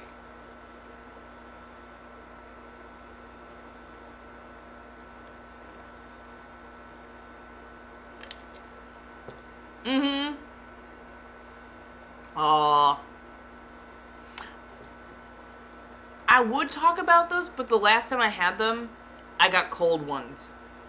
They weren't like stone cold, they were just like room temperature. And I was like, how, man? How you gonna, like, pop it under the heat lamp? Like, where have these been sitting? Come on. Right? But then again, I love going to Popeyes. I know it is stereotypical. They make the best fucking chicken sandwich. And that bitch is always crispy. Like, crispy. You bite in, you can hear the crunch. You're like, how are you slathered in sauce and dill pickles in this soft brioche bun and still crispy as fuck from the time it took me to get from the restaurant all the way back home? Like, how? It's witchcraft, and I love it.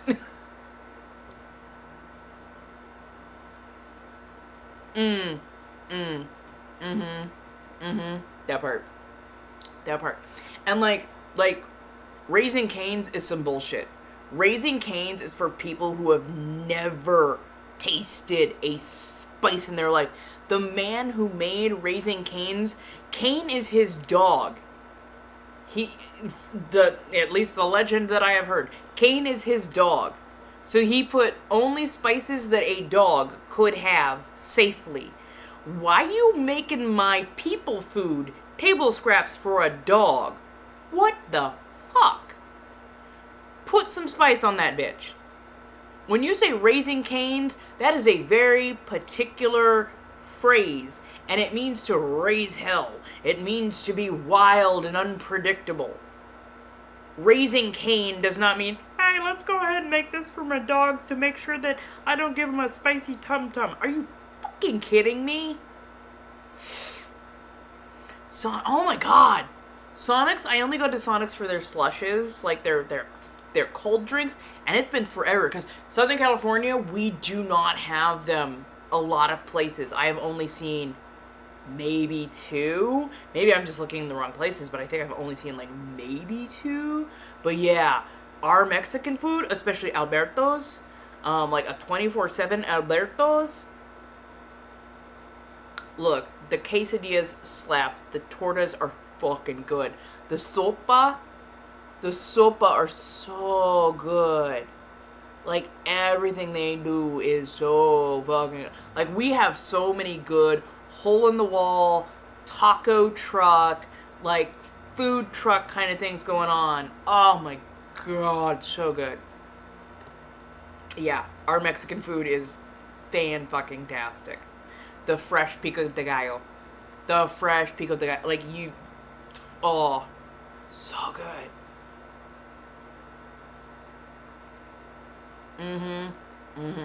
Like, there are places that you find stuff and you're just like, I didn't think that you could, and just, oh, right?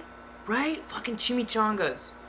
Chimichangas are some of the best things that ever happened to food, and I know that it's not traditional Mexican food. Like, don't ever get it twisted. Don't ever think, oh my god, the poor Californian / American doesn't know what actual Mexican... No. I know that it is American Mexican food. I totally understand that. But yeah, like, chimichangas are fucking good. I always love, like, the fresh pico de gallos, the salsas, that kind of stuff. That's why you go to those places. And the taco trucks, oh my god, yes please. Oh, it better have a B. It better have, like, a B. Oh, I need it. And the fresh tamales. Dude, we have a tamale, like, van that comes by, and I love that. It's so good. Like, $2 per. Eat 'em up. Chipotle used to be so good. Like, Chipotle used to have good food, good portion size. Their barbacoa, their pork was so fantastic. Like, but lately, like in the last several years, their quality has come way down, and their portion size has come way down. All while charging more and more and more. And now they've been caught basically saying that they were price gouging on purpose to see how high they could take it. And I'm like, how A, how are you not being sued the living shit out of? And B, how are you not in jail / paying all of that shit back / forced to lower your prices to like pre-2008? Like, suck it up. You had your profits for those years? Great. Now you can operate on, you personally, CEOs, board members, shareholders, you can operate on thin margins. Fuck your profits for like the next 10 years. Right? No, I'm with you. Ooh. California, we do have good burritos. Especially if you go to a roach coach. Sorry, that's what we call, like, food on wheels around here, is we call them roach coaches.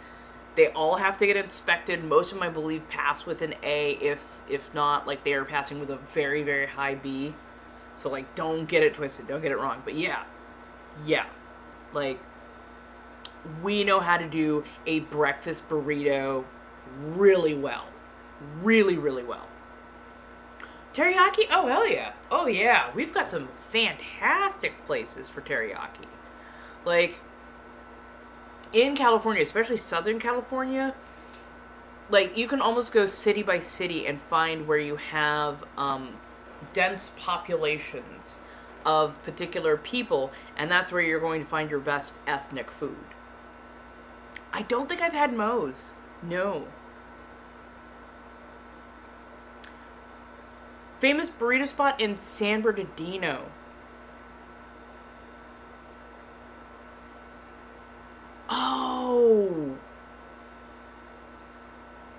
See, when you say famous burrito spot, I always think Big Ed's, because Big Ed's had a 5-pound burrito, and they had like a couple of stores. They weren't all just located like in the Glendora area.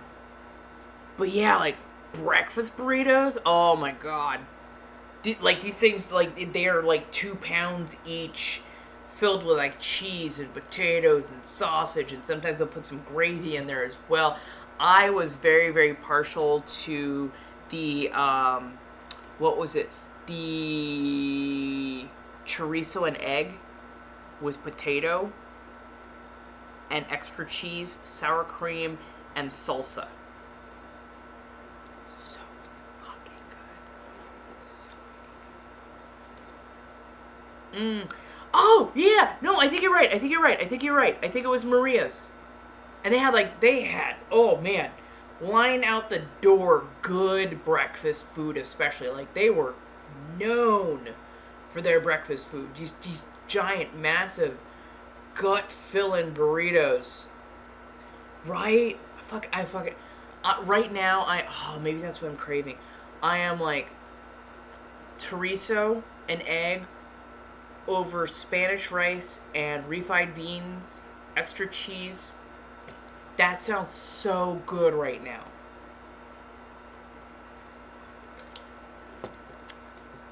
Ooh, yeah, the mangonada. I fucking love them. Especially at the La Michoacana. I love a mangonada from La Michoacana. Those are so freaking good. Like, they're cooling, they're refreshing, they've got that wonderful chamoy chili spiciness going on with the tamarind candies. Oh, it's so good. It's so good. I haven't been to McDonald's in ages. They kept changing the recipes of stuff. So, like, old days. I used to get the bacon, bacon, egg, and cheese McMuffin, with a nice crispy hash brown, and orange juice. Absolutely loved that. And, like, they used to serve those things piping hot. Just beautiful, like crispy, crunchy outside. Like, that's what I love so much about it. And then they started, like, not cooking them as long. Like, and they would hand these, like, undercooked hash browns that barely had color to them. And their OJ was so freaking good for so freaking long. I also loved their Egg McMuffins. Oh, sausage Egg McMuffin with cheese. Oh, yes. I could order the one that had those 2 sausage Egg McMuffins with cheese. Like, get the big iced coffee when they first started making iced coffee, and it was actually pretty damn good. And then, hash brown, that goes down first. But yeah, like, that stuff was so good. And then they started just changing stuff. The biscuits and gravy, those were actually good. The old school apple pies. If nothing else, give me those old school buttery crust, molten lava apple pies. That is the only apple pie that I could ever love, honestly. Right? Heck yes. Oh my god, yeah, that was a childhood favorite. And by childhood, I mean well into my 30s. The biscuits and gravy were so good. Yeah. And, like, they started changing so many things. And then again, they started bumping those prices up and up and up and up and up. And I'm like, I could literally buy all the ingredients for how much they are charging me and make what I needed and wanted at home for, like, the week for how much they are now charging for, like, one meal. I'm like, are you out of your fucking mind? Like, they're charging as much as a sit-down restaurant. So I might as well go to a sit-down restaurant. Because you know what? A lot of sit-down restaurants will let you just order ahead, grab your food, and go. Right. If you've never had biscuits and gravy, which I know, like, especially for my viewers over the pond, if you have not ever had biscuits and gravy, it's a very American thing. Think a rogue savory scone made with buttermilk that is fluffy and light and just pulls apart. It just a little bit denser, a little bit more moist. It is fantastic. And over that we put a white gravy. White gravy is made with like chicken fat drippings. Cream, milk, the whole thing, but it comes out a very nice white color, heavy amount of pepper in there so you can, like, get some extra spiciness to it. And then usually some sausage is put in as well. This is meant to be a meal that lasts you a very long part of the day. It sits like a brick in your gut, and it is fantastic. Like, you want to see a happy American. Biscuits and gravy. It is such a comfort meal. It doesn't matter if you're Southern or Northern, come from the East Coast or the West Coast. There is something about biscuits and gravy that, like, 80 to 90% of us just adore, and it reminds us of home, and it's comfort, and it's lovely, and it's just, oh, you know what? I had not tried Popeye. Honestly, maybe I should get some Popeyes tomorrow, because I don't think I've ever tried their apple pies. I'm a little bit snooty, and I am not a fan of apple pie, so I'm like, I rarely risk it on new stuff for some reason when it comes to that. But maybe, since I'm getting the recommendation, maybe I will grab an apple pie and see how I like that.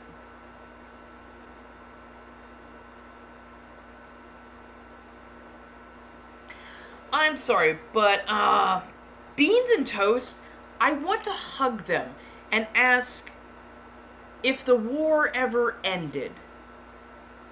Because their version of beans on toast, I thought beans on toast was like, honey, brown sugar, honey baked beans. Like beans that have some substance to them, that has some heft to them. You know, because if you've ever had like Bush's baked beans or like our slow cooked Boston bean type stuff, like, you know, it's hearty. It's got a lot to it. There's a good sauce. You know, lots of flavor, lots of spices and stuff. On like nice thick toast, you know, like toast that has some oomph to it, so that it's a meal, like a meal, you know. And then I saw what they called biscuits or beans on toast. It is this incredibly watery, usually Heinz, and that, like, literally that's not shade to Heinz. I am just saying this is the one that they tend to use for some reason. And it's not an American Heinz product. I will tell you that just by the look, the viscosity and the thickness of it all. It is bean water. Bean juice, yeah. It's Heinz 57, this kind of weak tomato water with white pinto beans kind of sitting in it.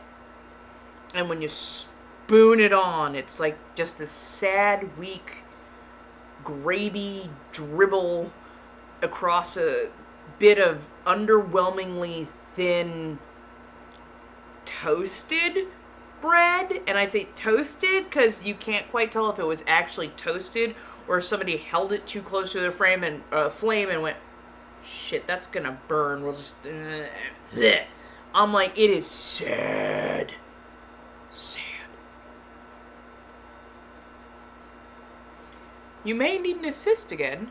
My goodness, are you okay? But yeah, no, like,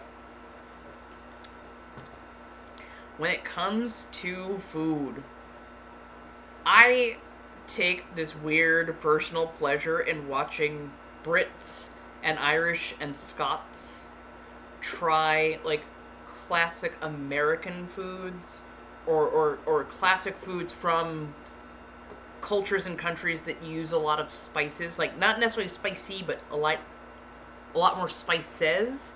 Like, watching them discover food for the first time is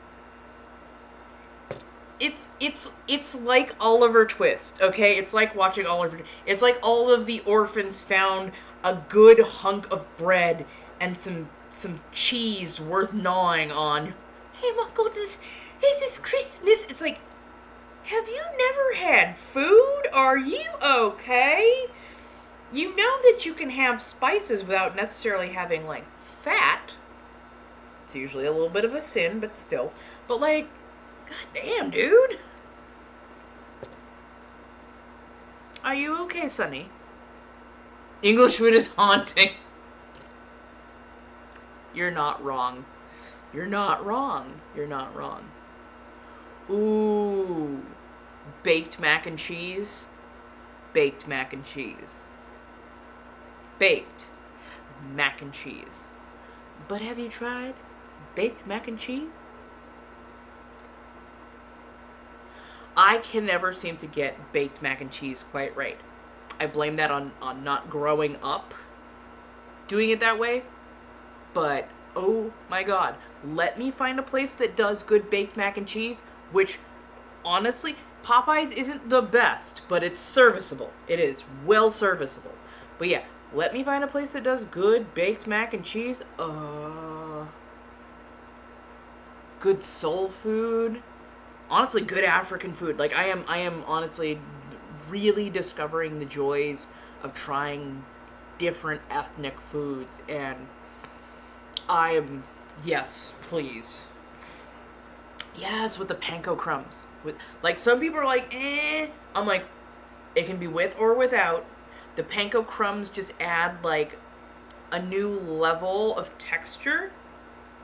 And if you've got the noodles right where they're still slightly al dente, yeah, that's the perfect, like, texture combo there. You can't have, like, overly soggy noodles and then an overly crisp top. They've got to be balanced. I'm just saying. Ooh, English toffee. Oh my god, English sticky toffee pudding is so fucking good. Whoever came up with that. I'm saying I'd take the dentures out for it. saying. Just saying. I'm just saying. Ooh, Filipino food is also fantastic. Their fried fishes, their adobos, the chicken, denaguin. Oh my goodness, absolutely adore it. Absolutely adore it.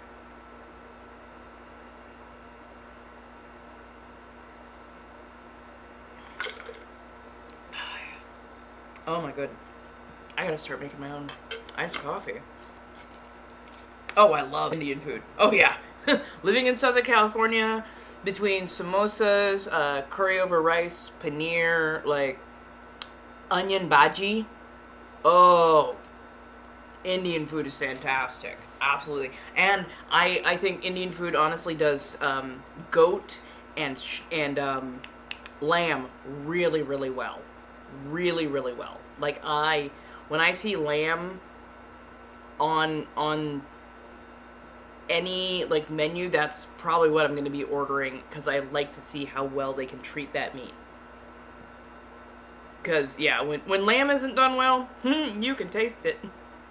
But like almost every place that I've been, especially if it has been like people who have that culture actually running that establishment, oh yeah, food almost always comes out fantastic. That and a mango lassi, which is like a mango yogurt drink, so fantastic. Pancit, yes, pancit, lumpias. Although so when I say lumpia, I like the Indonesian lumpia, which is like sticky rice with chicken, like a spiced chicken in the middle, usually wrapped in like either banana leaf or even like saran wrap. I love those. The little pancit, when you're talking about Filipino food, are almost like little egg rolls, and they are fantastic. So yeah, like there's a difference. Like you'll hear somebody go, "Oh my god, I love this pancit," and you see like a little sticky rice thing, and you're like, "I thought pancit was the egg roll thing." I'm like, it's a difference of culture, similar sounding word, but different divergence. Like yeah, just roll with it. I'm just saying.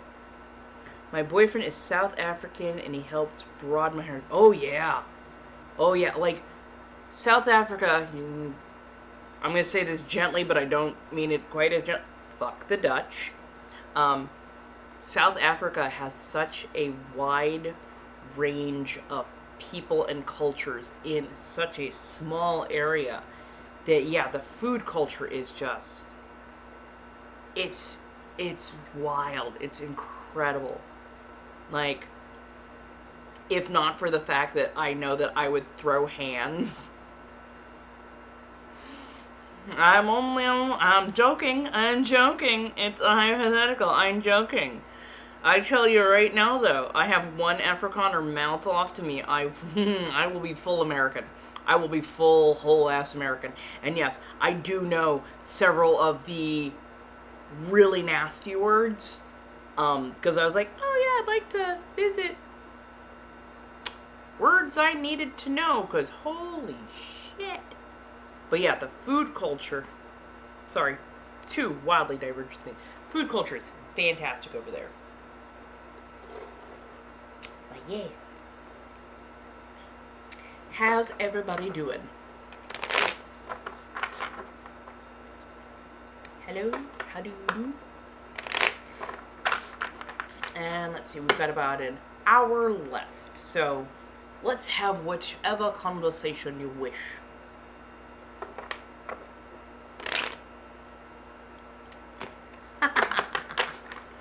So, when it comes to the kind of witchcraft that I do, chaos refers to the fact that I use intuition, the pull, and often more chaotic items, as in, these aren't things that you would normally, oh look, we're going to build a spell jar, we're going to have some lavender and some rose hips and some, a little bit of beeswax, like traditional items. Chaos that I am would do things that are like trinkets and things that I have found that have meaning to them, tossed in with honey and, other items, things that are often almost like impulse, and then I let it go. So instead of directing it at a person, if I were to draw or do an attraction spell, if I were to point it at a person, that tends to be very focused. It tends to be, this is how I want it to come in, this is my intention, pull towards. I don't do that. I just go, okay, let's do this noise. We're going to put together a spell of attraction. Whatever needs to come my way can come my way, and let chaos get me that result. Instead of going, I need it to go from point A to point B, I'm like, bring it in. It is both chaos when I create it, and it is chaos when it comes towards me. Being overly ordered and micromanaging a spell, I hated it. I hated it so much. Like, here, we're going to sit here and meditate for 5 hours, and I'm like, no, I can't meditate for like 5 hours at a stint. It just, my brain will not allow it. Now, can I babysit a flame in my peripheral view for like 5 hours at a time while I'm doing things that help me focus on the intent of a spell? Absolutely. So like if I'm looking for a spell of attraction, I'd probably indulge in my favorite hobby or my favorite meal. I would like maybe dress up the room or the area as if I were going to have like a nice date, or planning to have like a conversation or a sit down with somebody. So like I would put my intent into the area and then stay in the area so that my energy gets fed into it. But rarely do I make like a direct, hey, we're doing a point A to point B kind of spell. Sometimes people will go, why did you mix this herb with that herb on this day in this month? Don't you know that a blah blah blah? I'm like, okay, so you've got a recipe book. Got it. You have a recipe book. I, on the other hand, my life rarely goes from point A to point B smoothly, so I trust a little bit more the gods of chaos. The gods of primordial, what the fuck is going on? So like I work a little bit with Hecate. I work with Nyx, which is a primordial goddess of darkness and what lives within the darkness, because she creates from that. Oshun, Ogun, and a few others. I work gently with them. I work lightly with them. I do not take their abilities, their powers, or their wrath lightly. So I only ever ask politely and gently, and if the answer is no, I will take it at that. I'm not pushing my fucking luck with some of them. Have I ever regretted doing a spell? Yes. I've regretted doing certain spells, because once I learned better and knew better, I was like, oh, you know what? No, that was kind of a dick move on my part, and honestly, some of them could come back to still thunk me one in the face, and I deserve it. I already know that.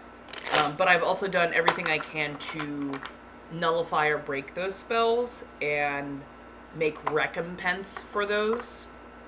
But again, like, if karma decides, nah, you didn't do quite enough, we gotta give you a couple more punches to the face. Okay, I deserved it. I worked with things that were a lot darker, and I stepped over some lines. And it's like, yeah, no. If I got thunked, I understand. But I mean, hey, that's part of maturing, is realizing that if you fuck up, you gotta kind of, take it as it is. Thank you so much for all the likes, the loves, the everything. I really do appreciate it. Goodness, sounds like everybody's construction job is going on at once out there.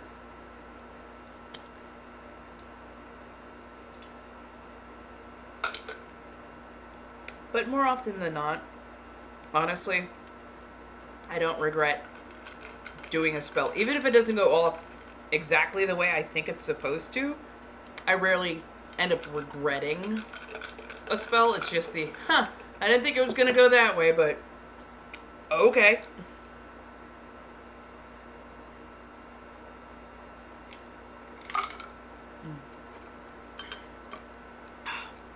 Sorry, iced cappuccino is so freaking good right about now.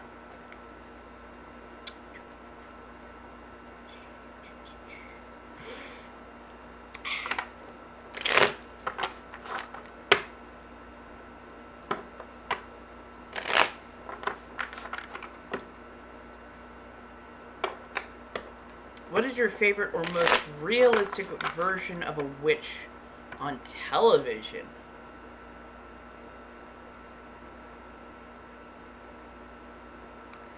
I mean, I don't know if there's really a realistic version of witches on TV. Because so often they portray witches as women. And yeah, for a lot of it there are. But there are definitely male witches out there as well.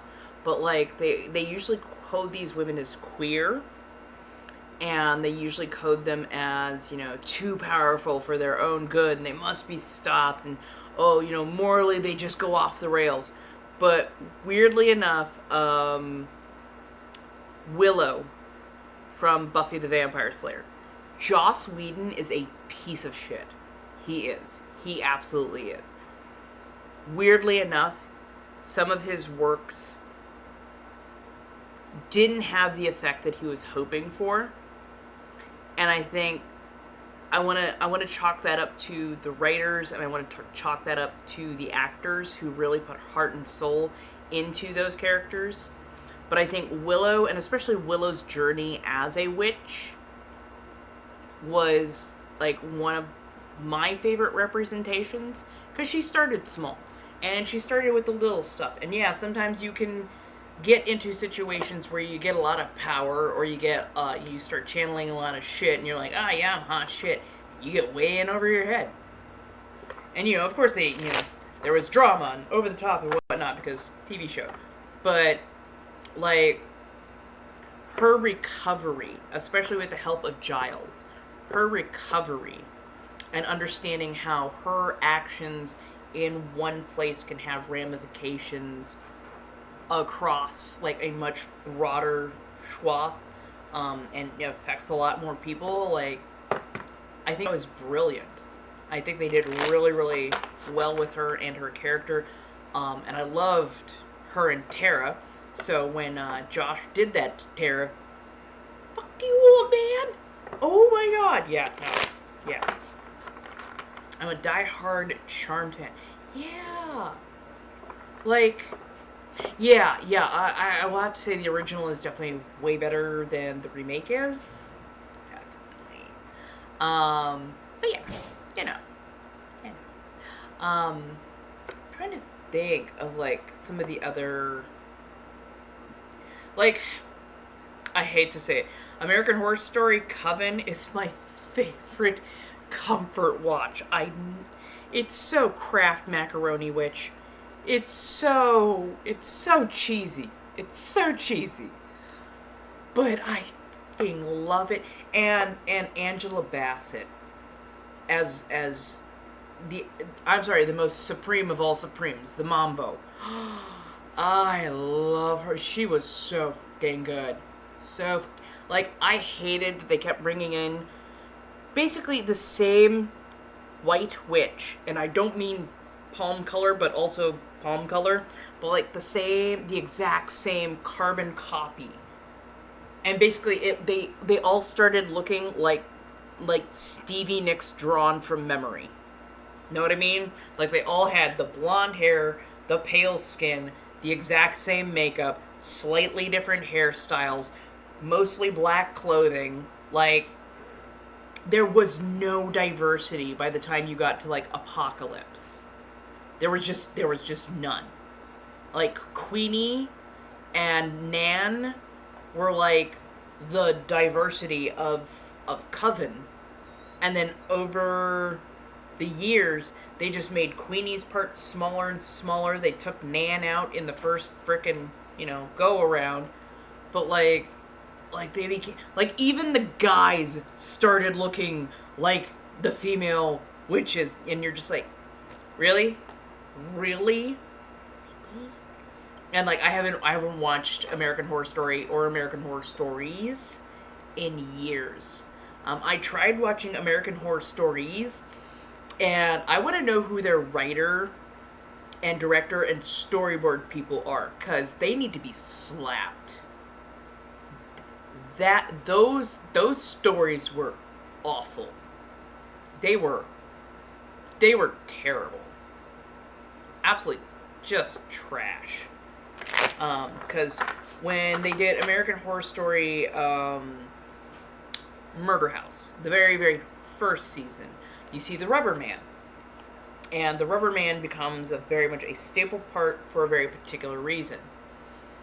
And in American Horror Stories, you get this, like, psycho, lesbian, sapphic-esque high schooler love story thing going on. And I was so wildly uncomfortable with the fact that they chose, like, to portray the main character as sapphic, hypersexual, and like a psycho murderer who is still in high school. And I'm like, that's I don't like it. I don't like that. Yeah.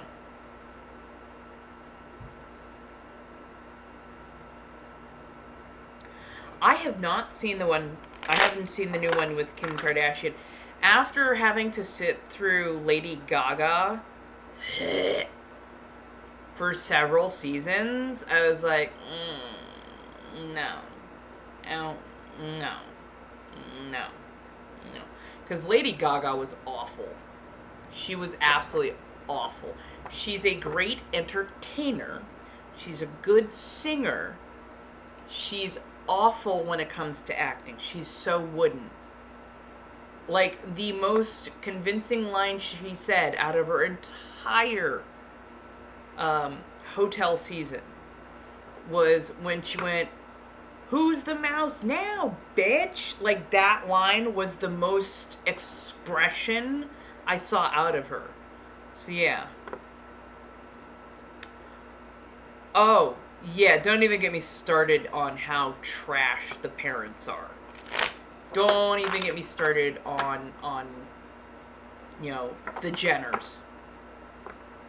Like, they are terrible parents. They are terrible parents. Like, Kardashian was not a good person, but, like, the Jenners are terrible people. And the fact that Kris did that... I know. Don't get me started, proceeds to lay into the rant. The fact that Kris did that in order to create a sensationalized situation that she could profit off of.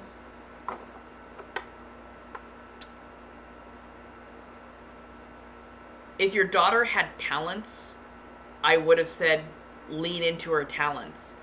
But you didn't want to actually work on her talents. You wanted to capitalize on infamy. And that's what she did. Oh, yeah. Like I said, the overall the family is trash, but, like, the parents taught their kids how to act. And the kids act accordingly. So, yeah. Yeah. Yeah. Just ew. So much ew when it comes to that whole family. Like, I know, I'm small fry. Like, they are never going to hear my opinion, nor are they ever going to actually care about my opinion. But yeah, just, I don't like them. I find them to be epically useless, and they have been given far too much power because of infamy.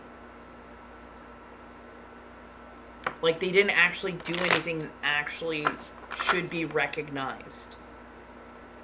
They just... infamy. It started out with a sex tape and went from there, and that's all she capitalized on. Was, oh, how risque, how close to that line can I get yet again? Maybe not go over, maybe go over, maybe not go over. But, like, there's no actual skill involved. There is just a tailored performance that is being put on.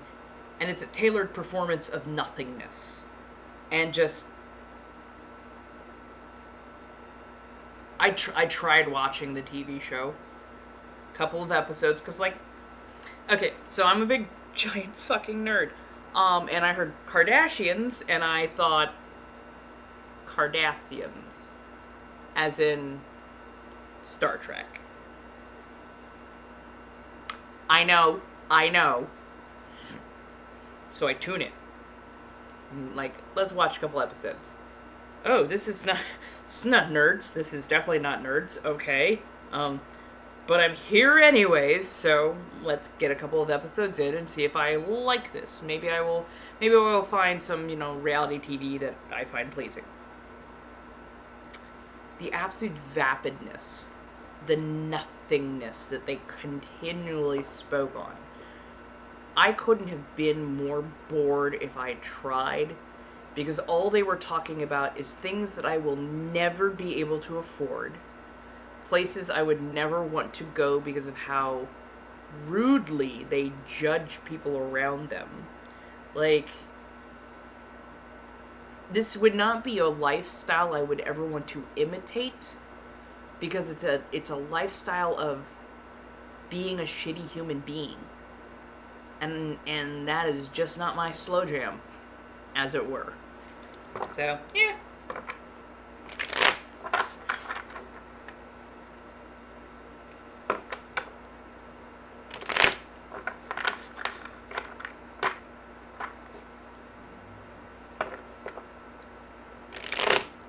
What can I say?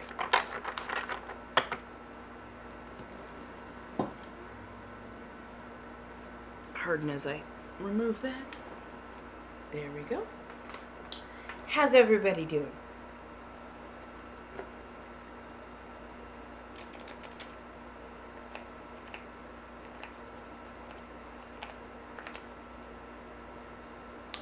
Maybe I will organize tonight.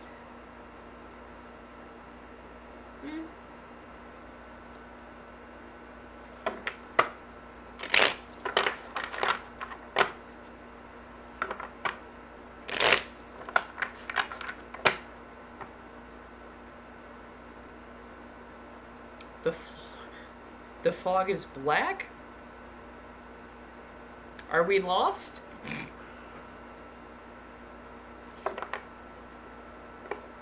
I watched Game of Thrones all the way through. I have not touched House of Dragons. Part of that is Game of Thrones relied heavily on sexually assaulting as many of the female characters as possible, and I found that really, really uncomfortable.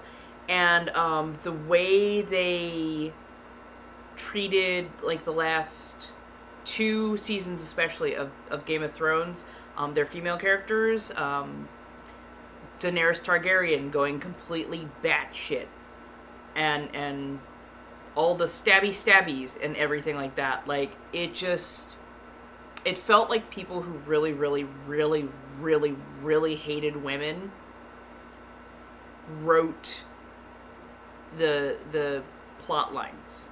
And it was so very uncomfortable, and I didn't feel like going through that again with House of Dragons.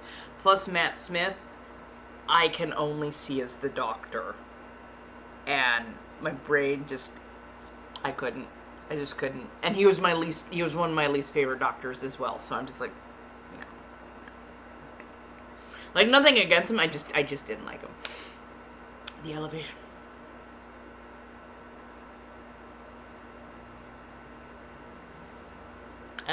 is a good elevation then, I guess. Takis or hot Cheetos?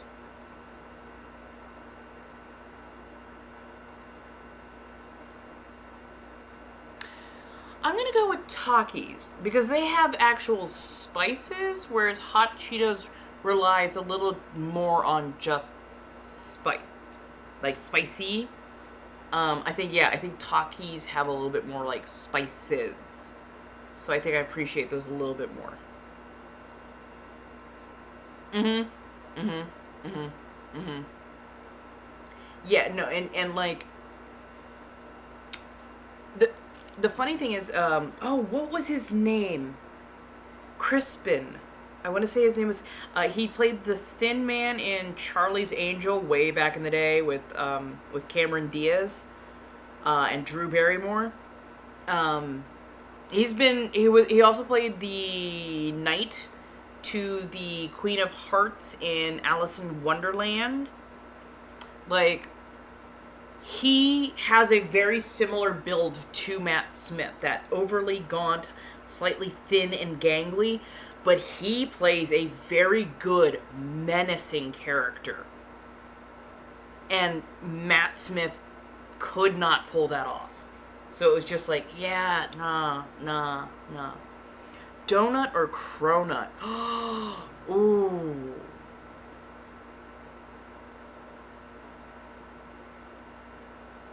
I mean, I really do love a good old-fashioned buttermilk bar-style donut or a tiger tail donut. Oh, cider donut. Oh my god, yes.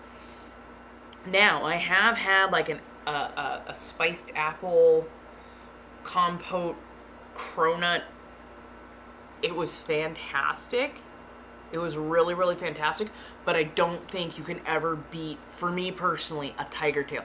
Tiger tail, they do them at Donut Man in San Dimas, which is open like 24/7, like 365. They're like closed 2 days out of the entire year. And they use potato flour in their flour mix. So it's this very light, fluffy donut. And they put, I think it's like a chocolate or cinnamon type swirl in it. I can never remember which it is because you can taste a little bit of the spices in that paste, but it's not overly strong. And so when they twist it together, it comes out striped like a tiger's tail.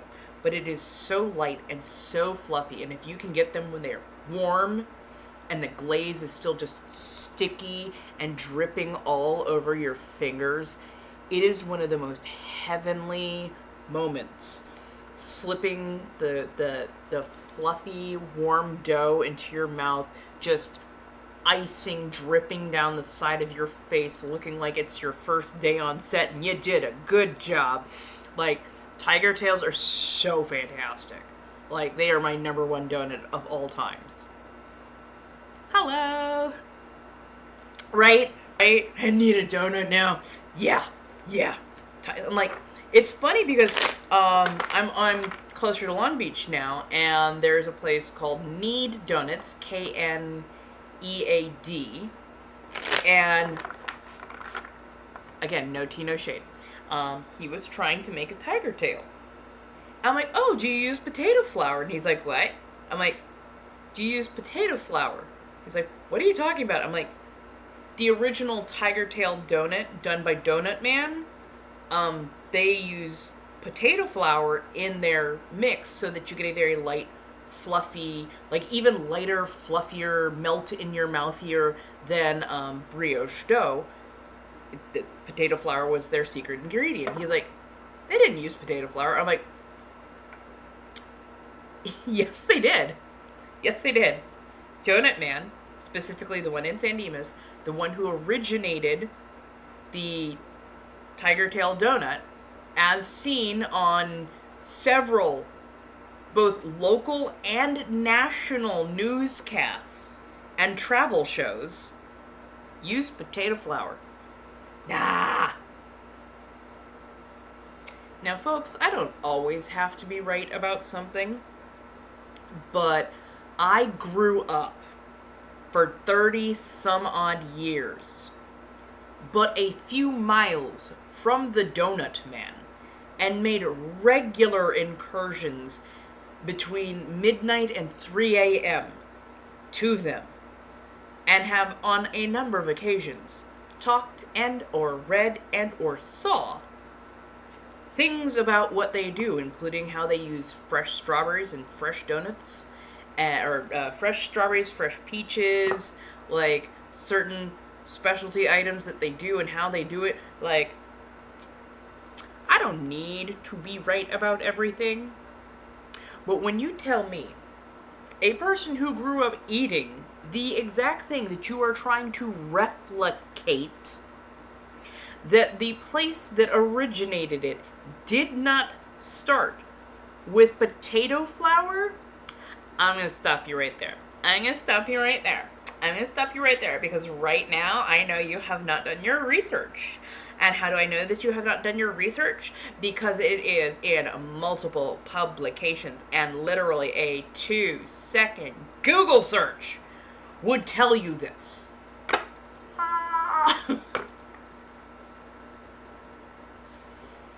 I never wanted to tell somebody I told you so badly in my entire life. And I did. Because I looked it up and I showed it to him. I'm like, ta-da! See? Potato flour. Right! Let me in that kitchen! I'm like, again, I don't gotta be right about everything, but literally all you have to do, especially if you knew it was Donut Man that had originated that particular donut, like, all you had to do is a Google search of, like, what kind of flour does Donut Man use for its tiger tail donuts? Potato flour. It's, like, common knowledge if you know to look for it. But, like, to tell a person who grew up in the area that no, that Donut Man never used potato flour, it's their secret ingredient for their donut dough. They use it so that it is lighter and fluffier. And if you've ever tasted one of their donuts, you would know that there is some sort of flour that is not your regular basic flour in there. You can taste the light, fluffy potatoiness of it. It's like an even softer version of potato bread. So, like, I almost fought to get in the kitchen. Right? Potato flour is so beautifully light and soft. It feeds you, but it doesn't weigh like a brick. Regular donuts can get, like, kind of heavy real quick. Especially if you're doing nothing but buttermilk. Those buttermilk donuts, especially the old-fashioned cake buttermilk donuts, those things can get real weighty real fast. Like, woo, you will feel like you need a nap.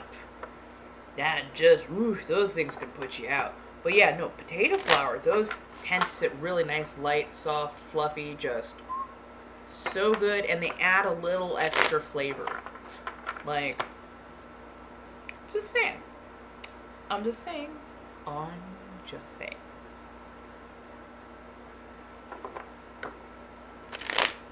Elvis donut with PB, and bacon. Ooh. I think one of the best donuts I ever had was from a little specialty place. I want to say it was in the Glendora, San Dimas-ish border. And a little place called Rad Donuts. They had these beautiful churro donuts. They had triple chocolate unalive donuts. But my favorite from them was a mildly savory one. It was a lemon cream filled. It was a basil, thyme, and rosemary infused lemon curd in a sugar dusted, not powdered sugar, but like regular granular sugar, infused sugar dusted donut. It was so freaking good. Like, I was like, I don't know about this. They're like, trust us. It's the savory notes in the lemon curd that are going to give you, like, a whole nother level of, like, flavor. And they were right. they made it so that you could smell the aromatics, but it wasn't like that it interfered with the flavor. And that was what I was impressed with, because basil can get bitter and kind of sharp. Same thing with rosemary. If you put in too much rosemary, it can get very bitter, very sharp, almost astringent. And no, they balanced all of the herbs so gently and wonderfully in their lemon curd that I actually started doing something similar. And oh, so good. So freaking good. Ooh, the winning donut was a mango lychee biscotti. Oh, that sounds fantastic. Ooh, mango lychee basmati rice. Oh, so it's going to be, you're going to get the sweet and tang from the mango. The lychee is going to add a floral sweet note. And then the basmati is going to give you just that, kind of like that hint of, like a floral rice kind of thing. Ooh, at a New Jersey food festival. That sounds fantastic. Yeah, like slightly smoky. Ooh, yes, yes. Ooh, yes. That sounds fantastic. I love that. I love that. Like, chocolates can be sometimes overdone when it comes to donuts. I'm honestly liking this new wave where they're using more fruits and more like floral combinations. Just like getting a much wider variety of combinations that you won't normally get. Poached pear with zabaglione filling. What is zabaglione?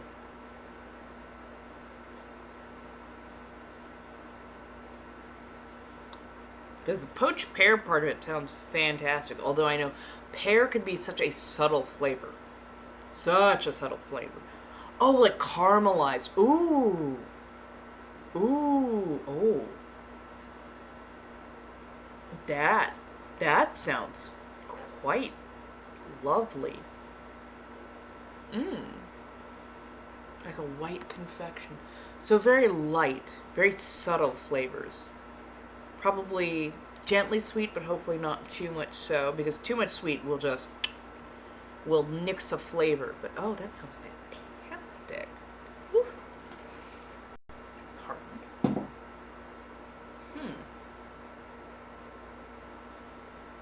I like that. I definitely like that.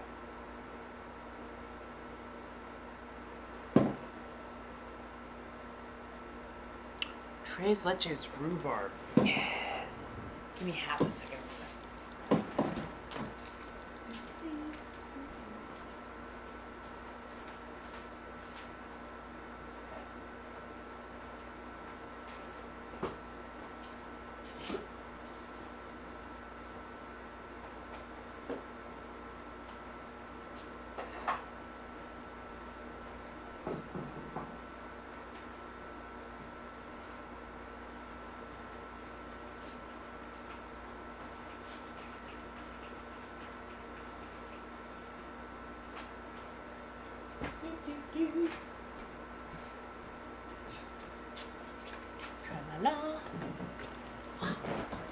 Hey, how you doing, darling?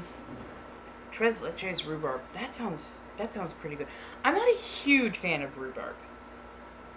And I can't quite tell if it's the flavor or if it's the texture. But I'm not a huge fan of rhubarb. It's very watery. And maybe I just have not had somebody who made it correctly.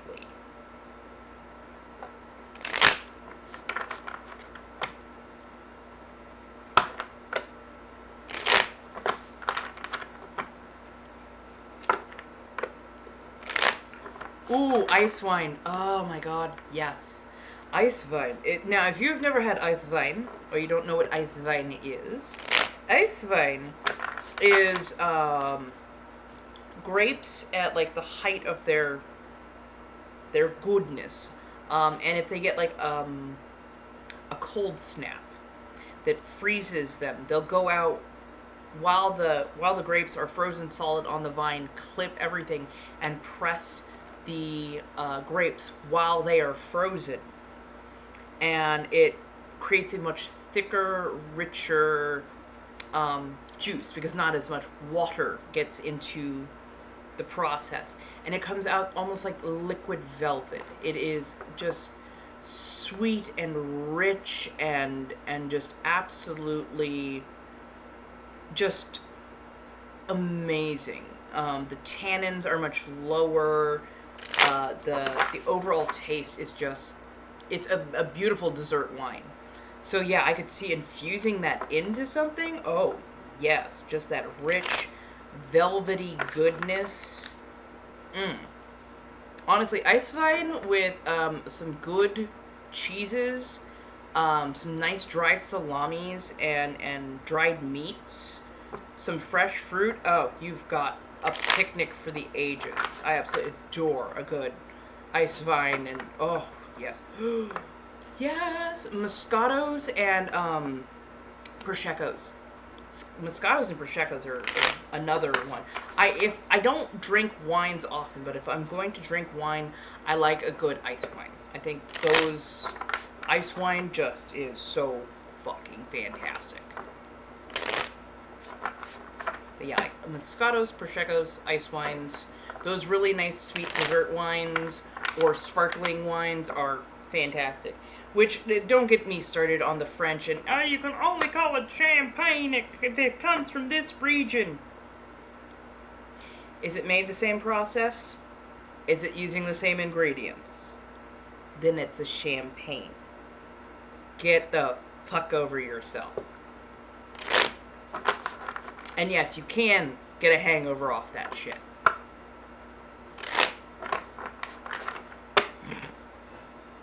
I know, weird hill, I know.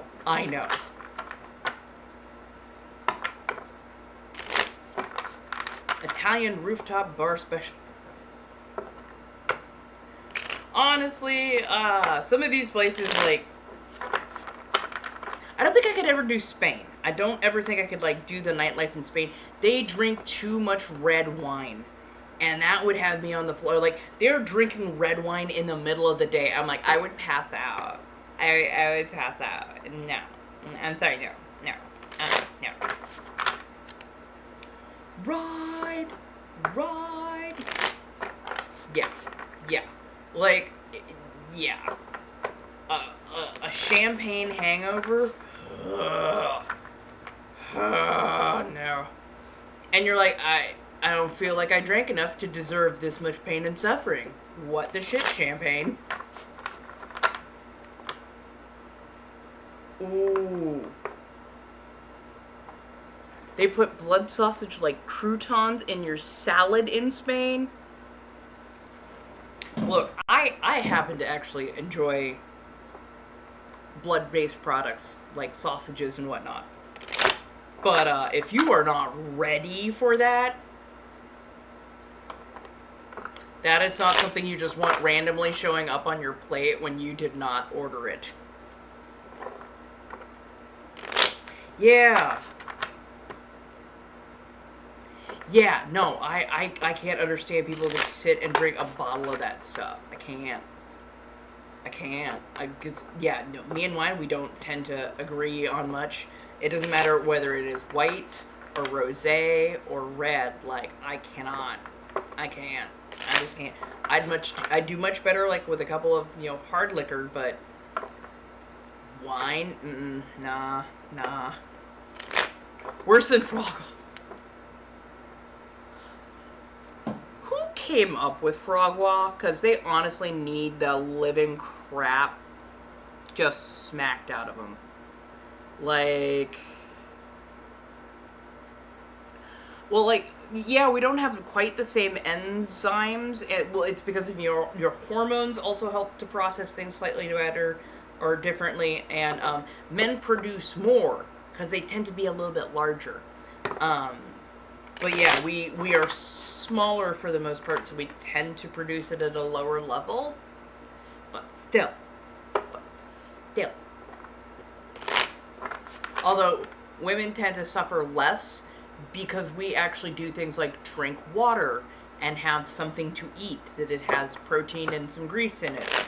Because I'm sorry, I don't know a single like girl who is inebriated with her friends out on the town who doesn't go, oh my god, we need to stop at like a Tommy Burgers or something. Cause I'm kind of packaged. I need a little something to eat, like maybe some Taco Bell. Like, you know, it's fine. No, it's fine. It's fine. I swallowed.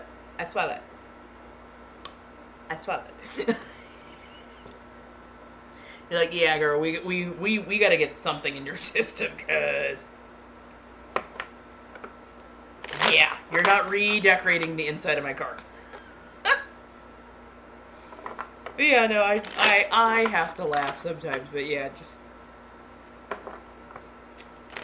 that was pretty much my weekend.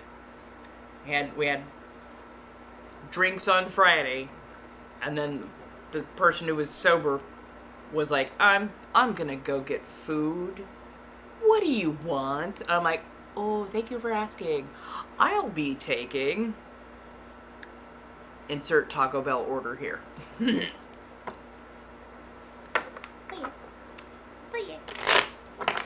And I've had a decent amount of liquors in my life. Honestly, I don't like the lighter ones. Like, my stomach has never, or my system overall has never agreed with beers or wines. Like, I can't drink them. They just make me feel horrible. But hard liquors, I can do a pretty decent amount. And then I usually pay, like, the next day, but it's not too bad, as long as you put, like, a good meal and a lot of water on top of it.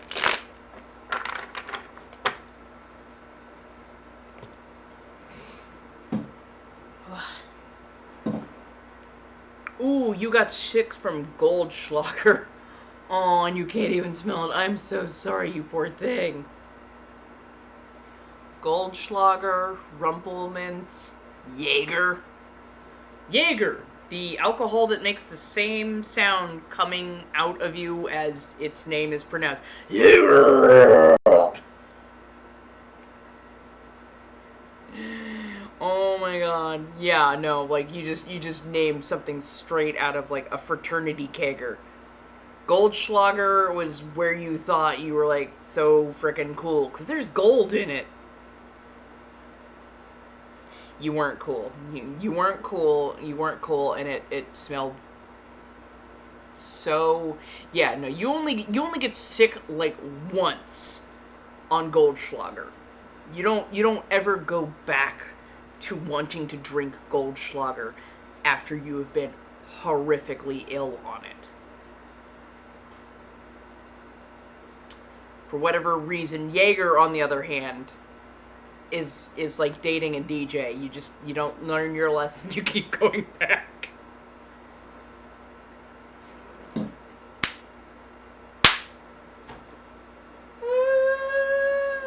Oh my god.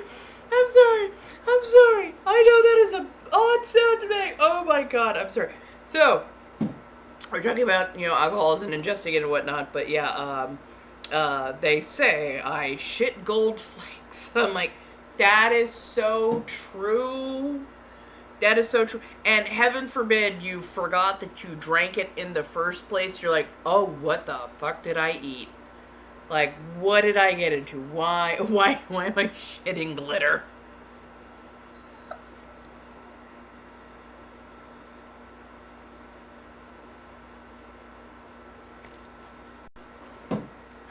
Oh god, I'm so sorry. I'm so sorry. Oh no. Yeah. Blue Curacao or Hypnotic. Both of those contain high amounts of like food dyes. So, hey. Talking about drinking Goldschlager. Because, when it comes out the other end, if you've had enough of it, the gold in that Schlager will come along with. Yeah, and you're like, what the fuck? Well, I'm not proud of that. Oh, the Tequila Rose. Yes, the Tequila Rose. I know that one well. Yeah, it sparkles. That shit's sparkly.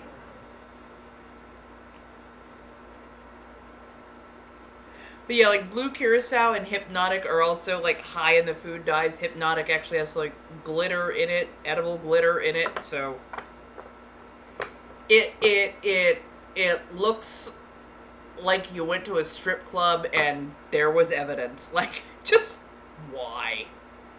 Why? Certain additives in foods and drinks. Why? But yeah. Right, it's all fun and games, so you don't know them. I'm with you on that one.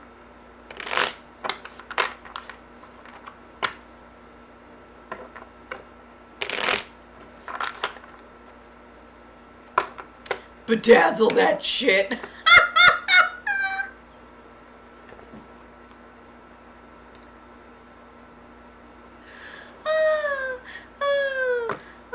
I'm sorry, that's a good one. That's a fucking good one. That is a freaking good one. Bedazzle that shit. I love it. I adore it.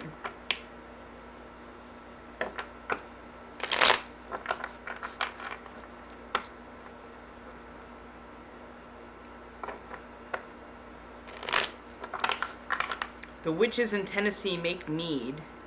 It goes down so smooth. Oh, I love a good homemade mead. Southern California Renaissance Fair. Like, they weren't witches. They were just random, really nice people. I hope. But yeah, no, like, oh, honestly, I want some honest to God wassail this frickin' fall season. Like, in October, like, cause September is too soon to start drinking wassail. Like, it's so, like, in my head, certain herbs and spices I can only take at certain parts of the year. So like the nutmeg, cinnamon, allspice, mace family, that combination. Yes. Oh my god. In that cider, in that beautiful warm citrus mulled cider. Like, I don't like mulled cider. Mulled cider specifically has wine in it. That doesn't go for me.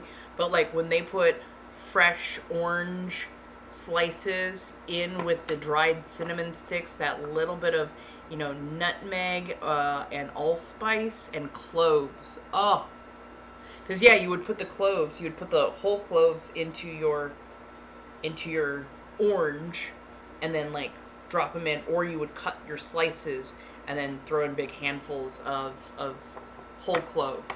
Absolutely adore that stuff, especially right around October. Ugh. Hey, universe, can I get myself, like, a big, nice, strong, like, Midwestern subby kind of guy who's got a bit of a switch personality and, can actually make a fantastic wassail for this, holiday season, please? I'd appreciate it.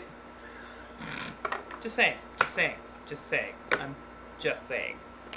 Be really nice. That way, like, they want specifics, I'll give them specifics. Like, right? Honestly, I could fucks with the German. Either a German or a nice Midwestern. Yeah. I need somebody who's got good manners and who can switch up. But yeah. I'm just saying.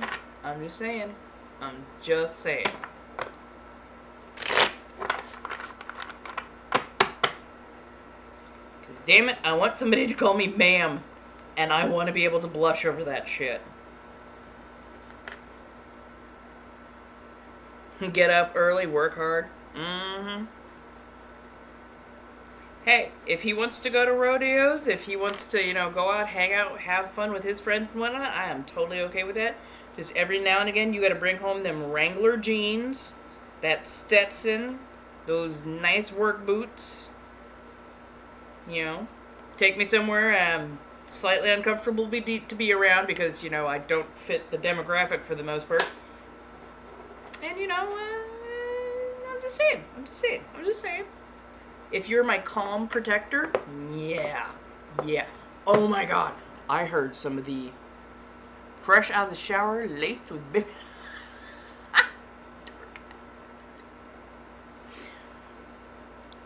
I heard one of the best audios today, and it was calm, possessive.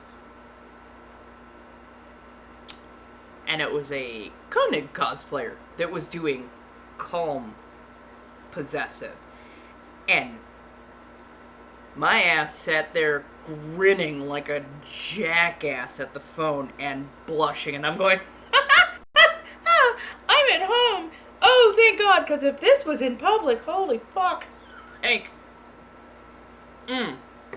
Go to Austin, Texas, get a, got the Midwest personality, but not too far on the right.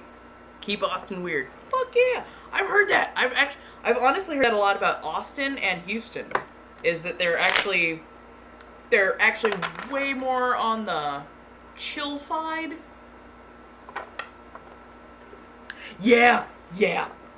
But yeah, no, I've heard they're way more on the chill side. They're a little bit more interesting. So, who knows? If I could go some point in time where I wouldn't get stuck there. Austin Powers. Yeah, baby, yeah. Yeah. No, the calm possessive was like, hey, you make a lot of good arguments there, and you're not yelling, and you don't sound threatening. So I don't want to fight you on that, and we can talk about that. Okay. Yeah, no, grinning like an absolute fool at my phone when I stumbled across that calm, possessive audio. I was like, why do I find Usually I'm dominant. And right now I suddenly really want to be princess. What the fuck? Hello, my darlings. How do we do? Welcome to the third space. I will be ending in about 8 minutes. But from 5 o'clock to 8 o'clock, 5 times a week, Monday through Friday, I will be showing up. I will be doing a multi-stream reading tarot cards live for people who want it, $5 per card. I will be around the webs making content of a lot of different varieties. Here on the Clock app, it's going to be not spicy. Other places, it's going to be slightly more spicy. I'm going to be working on some characters and some personas. I have ADHD anyways, so y'all know that I tend to go kind of all over the place, but yeah. Double screen, of course you are. But yeah, like, things will shift, things will move, things might, take a slight turn in a different direction. If that's not you, it's totally okay. I won't be offended if you unfollow. I won't be offended if you're like, yeah, it's not for me and I gotta wander. That's okay. It's okay. I'm just gonna continue being me. But everybody grows, everybody changes, so I understand, and this is why I'm like giving heads up now. So like people are like not caught off guard. Why? Because consent is important to me. Ta-da! Like, yes. I will be back tomorrow. We can do more card reading. I've got my pendulum now as well. I'm getting a little bit more confident with that. So, yes, there are plenty of things to do. And, what was the subject that I was going to do research on? Oh, that's right. Candle dressing. Or candle blessing.